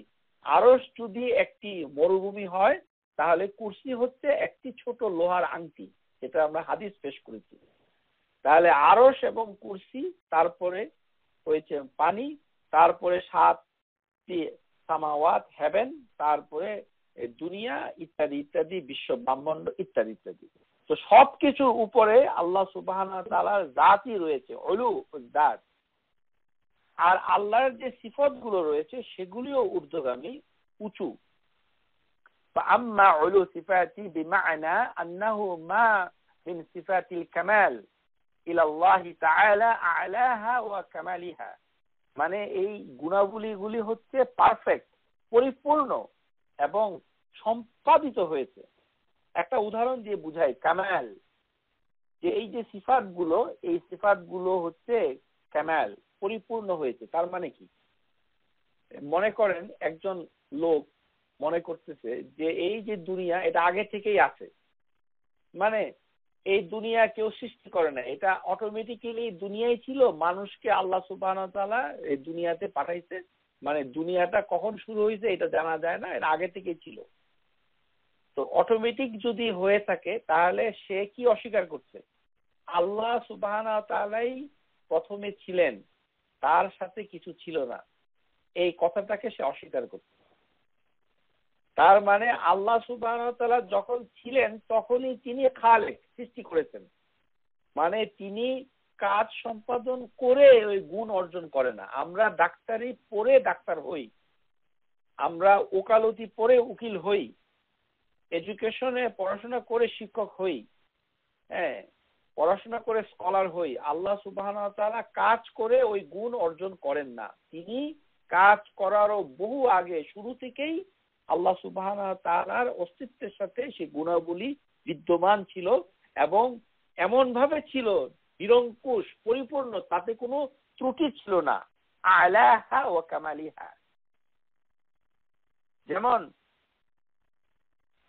যেমন বলা হচ্ছে আসিফাতুল মাজিদ ওয়া কাহরু ওয়া সিফাতুল জামাল কুদরা, যেমন আল্লাহ সুবহানাহু ওয়া তাআলা সৌন্দর্য, তারপরে তার ক্ষমতা আল মাজিদু ইত্যাদি, যেটা পরিপূর্ণ। এই কারণে আল্লাহ সুবহানাহু ওয়া তাআলা, আমরা আজকের ক্লাসে আর এই উলু আল্লাহি তাআলা আমরা বেশি আলোচনা করব না, ইনশাআল্লাহ তাআলা আমরা আগামী ক্লাসে এগুলো বিস্তারিত আলোচনা করব। শুধুমাত্র গত ক্লাসে যদিও এই প্রশ্নটুকু প্রাসঙ্গিক ছিল না, কিন্তু আমাদের এক শ্রোতা তিনি প্রশ্ন করেছেন। আমাদের সমস্ত শ্রোতা বোনদেরকে আমি অনুরোধ করছি, আপনাদের প্রতি আমার সবিনয় অনুরোধ, এই ক্লাসটুকু হচ্ছে মারিফাতুল্লাহি তাআলা, আল্লাহ সুবহানাহু ওয়া তাআলার পরিচিতি, জ্ঞান সম্পর্কে, আকীদা সম্পর্কে। এটি কোনো আমল সম্পর্কিত নয়। আমাদের সমাজে ইসলামী বক্তৃতা দেওয়া ভীষণ সমস্যা, মানে আকীদার উপরে কারোর কোনো চাহিদাও নাই, আগ্রহ নাই, কিচ্ছু নাই। আমাদের আকীদা যদি শুদ্ধ না হয় তাহলে পরকালে কি হবে? আল্লাহর সাথে আমরা দেখা করতে পারবো না। লিকায়ে রাব্বি মান আমিলান সালিহান ওয়ালা ইউশরিক বিইবাদাতি রাব্বিহি আহাদা। সূরা কাহাফের শেষ আয়াত। এখানে আল্লাহ কি বলছেন যে তাওহীদকে প্রতিষ্ঠা না করতে পারলে আল্লাহর সাথে দেখা হবে না, তাহলে তো সবই নষ্ট হয়ে যাবে। আকীদাকে শুদ্ধ করতে, বিশেষ করে আল্লাহর জ্ঞান সম্পর্কে। তো এটি যদিও কঠিন সেটা আমি স্বীকার করি, কিন্তু আপনাদের প্রতি অনুরোধ, কঠিন হলেও আপনারা যারা আপনাদের অনেক মডারেটর রয়েছেন, বিদুষী বিদ্যাবতী অনেক বোন রয়েছেন, তাদেরকে জিজ্ঞাসা করুন, আমাকে জিজ্ঞাসা করুন, পরিষ্কার হন, নিজের ধারণাকে সঠিক করুন। এটাই হচ্ছে বাঞ্ছনীয়। আর এখানে ছোটখাটো যেমন আমরা সফরের দোয়া আলোচনা করেছি, এখন আপনি যদি সফরের কি দোয়া আছে আমাকে বলেন, এটা তো দোয়ার কোনো ক্লাস না। এই কারণে বলছি যে এই ধরনের প্রশ্ন করাটা ঠিক হবে না। যদি থাকে করতে পারেন, কিন্তু মজলিসে করবেন না। সেটি ব্যক্তিগতভাবে উম্মু সুমাইয়ার কাছে আপনারা বলবে, উম্মু সুমাইয়া আমার কাছ থেকে সেটা উত্তর জেনে আপনাকে জানিয়ে দেবে। যদিও গত ক্লাসে আমরা এটা আলোচনা করিনি, একজন বোন প্রশ্ন করেছিল যে সূরা মুমিনুনের প্রথম 10টি আয়াত পাঠ করলে সরাসরি জান্নাতে যাওয়া যাবে, এই যে হাদিস, এ সম্পর্কে বলার জন্য আমি বলতে চাচ্ছিলাম না, কিন্তু হাদিসটা যেহেতু সহিহ না, এই কারণে আমি বলতে বাধ্য হচ্ছি। এটি শেখ আল আলবানী রাহমাহুল্লাহ তাআলা তার বিখ্যাত কিতাব দাঈফ সুনান তিরমিজিতে রয়েছে। হাদিস নাম্বার হচ্ছে 3398। হাদাসানা ইয়াহইয়া বিন মুসা, এরকম হাদিস বর্ণনা করছে। মানে এটা আসছে হলো আন আব্দুর রহমান বিন আব্দুল কারি قال سمعت عمر بن الخطاب رضي الله عنه يقول كان رسول الله صلى الله عليه وسلم إذا نزل عليه الوحي سمع عند وجهه كدبي نحل। মানে বলতেছে যে নবী সাল্লাল্লাহু আলাইহি সাল্লাম এর কাছে যখন ওহী নাজিল হতো, ইজা নাজালা আলাইহিল ওয়াহি, সেটি মৌমাছির মতো গুনগুন শব্দ হতো। সুমিআ ইনদাহু ওয়াজিহি কাদুই আন-নাহল, মৌমাছির গুঞ্জরণ মঞ্জুরির মতো শব্দ হতো। ফা উনজিলা আলাইহিল ইয়াওমান, একদিন তার উপরে এরকম গুনগুন আওয়াজ শুরু হইল। ফামাকাসানা সাআতান ফায়ুসরিয়া আনহু, আমরা সেখানে অবস্থান করলাম, যে গুনগুন শব্দ হচ্ছে সবাই আমরা অবস্থান করলাম। বা ইস্তিকবালুল কিবলাতা ওয়া রাফা ইয়াদাইহি, মানে নবী সাল্লাল্লাহু আলাইহি সাল্লাম তিনি কিবলামুখী হলেন, হাত তুলে দোয়া করলেন। মানে নবী সাল্লাল্লাহু আলাইহি সাল্লামের কাছে গুনগুন শব্দ হচ্ছিল, আমরা অবস্থান করলাম, তিনি বসলেন। ফায়ুসরিয়া আনহু ফাইস্তিকবাল কিবলা, তিনি কিবলামুখী হয়ে হাত তুলে দোয়া করলেন। কি দোয়া করলেন? আল্লাহুম্মা জিদনা ওয়ালা তুনকিসনা, হে আল্লাহ আমাকে বেশি দাও, কম দিও না। ওয়া আকরিমনা ওয়ালা তুহিনা, যে আমাকে সম্মানিত করো, লাঞ্ছিত করো না। ওয়া আতিনা ওয়ালা তাহরিমনা, তুমি আমাকে দান করো, আমাকে বঞ্চিত করো না। ওয়া আসিরনা ওয়ালা তুফিরনা আলাইনা ওয়া আরদিনা ওয়ারদা আন্না, এবং আমার উপর সন্তুষ্ট হও, আমাদের উপর অসন্তুষ্ট হও না, ইত্যাদিতে। সুম্মা ক্বাল, তখন নবী সাল্লাল্লাহু আলাইহি ওয়াসাল্লাম বললেন, উনজিলা আলাইয়া 10 আয়াত, আমার উপরে এখন 10টি আয়াত নাজিল হয়েছে। মান আকামা মাহুন্না দাখালাল জান্নাত, যে ব্যক্তি এই 10টি আয়াতের উপরে আমল করবে, প্রতিষ্ঠা করবে, সে জান্নাতে প্রবেশ করবে। সুম্মা ক্বারা কাদ আফলাহাল মুমিনুন হাত্তা খাতামা 10 আয়াত। হাযাল হাদিস ضعيف مشكاة المسابع শেখ আল আলবানী রাহিমাহুল্লাহ তাআলা, ওয়া তাহকিক الثاني ضعيف জামি الصغير হাদিস নাম্বার 1343। জামি الصغير এর ভিতরে শেখ আলবানী এই হাদিসটাকে দুর্বল বলেছেন। শুধু শেখ আলবানী নন, ইমাম আহমদ এর একজন রাবি সম্পর্কে বলেছেন তিনি তাকে চিনেন না। ইমাম নাসাই তিনি তার কিতাবে বলেছেন যে তার কতিপয় রাবীকে তিনি চিনেন না, তিনি দুর্বল বলেছেন। এইভাবে অনেক স্কলার এই হাদিসটুকুকে দুর্বল বলেছেন। মানে মেজরিটি যারা হাদিসের তাহকিক করে তারা এই হাদিসটাকে দুর্বল বলেছেন, সহি বলেন নাই। কারণ হচ্ছে যে এই হাদিসের একজন রাবী হচ্ছে দুর্বল। শুধুমাত্র আমাদের একজন মুহাদ্দিস, তার নাম হচ্ছে আহমেদ শাকির রাহিমাহুল্লাহ তাআলা। আপনারা সবাই জানেন আহমেদ শাকির মুসনাদে আহমেদের তাখরিজ করেছেন। তিনি একজন বিখ্যাত মুহাদ্দিস ছিলেন। শেখ আল আলবানী রাহিমাহুল্লাহ তাআলার অনেক আগেই তিনি ইন্তেকাল করেছেন, 60-এর দশকে তিনি মুনতাকিল করে গেছেন। তিনি এই হাদিসটাকে সহি বলেছেন, একমাত্র তিনি। কিন্তু অধিকাংশ মুহাদ্দিসরা বলেছেন যে এই হাদিসটা দুর্বল, যেমন বলেছেন শেখ আল আলবানী। তো সুতরাং এটি ফজিলতের হাদিস। সূরা মুমিনুন, সূরা মুমিনুনের যে তাফসীরের বই রয়েছে সেই ইবনে কাসির এই হাদিসটাকে উল্লেখ করেনি, অথবা উল্লেখ করলেও এটি সহিহ হিসাবে আসবে না। তবে আমাদের বাংলাদেশের বইগুলোতে এই হাদিসটুকু এসেছে। হাদিসটুকু সহি নয়, এটি হচ্ছে সঠিক মত। এবং সূরা আল মুমিনুনের ওই 10টি বিষয়ের উপরে আমল করার তো দরকার নেই। এখানে যে কোনো একটা বিষয় অথবা দুইটা বিষয়ে মানে আঁকড়ে ধরলেও জান্নাতে যাওয়ার গ্যারান্টি আছে। সেগুলো ছোট ছোট হাদিসের ভিতরে আসে। তো আমরা সেটার বিস্তারিত আলোচনায় যেতে চাচ্ছি না, আপনারা তাফসীর দেখে নেবেন। শুধুমাত্র বলতে চাই যে হাদিসটুকু সহি না, এটি দুর্বল হাদিস। সুতরাং দুর্বল হাদিস দিয়ে মানুষকে দলিল না দেওয়াই উত্তম। কারণ এটি নবী সাল্লাল্লাহু আলাইহি ওয়াসাল্লাম বলেছেন, এটি আমরা খুব সঠিক রূপে সত্য রূপে আমরা নিশ্চিত নই। অকুলু কাউলি হাযা ওয়াস্তাগফিরুল আযীম ফাস্তাগফিরু ইন্নাহু হুয়াল গফুরুর রহিম।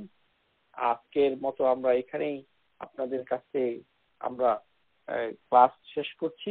Subscribe to our YouTube channel, Know Tawhid First, and press the bell icon to get new video notifications.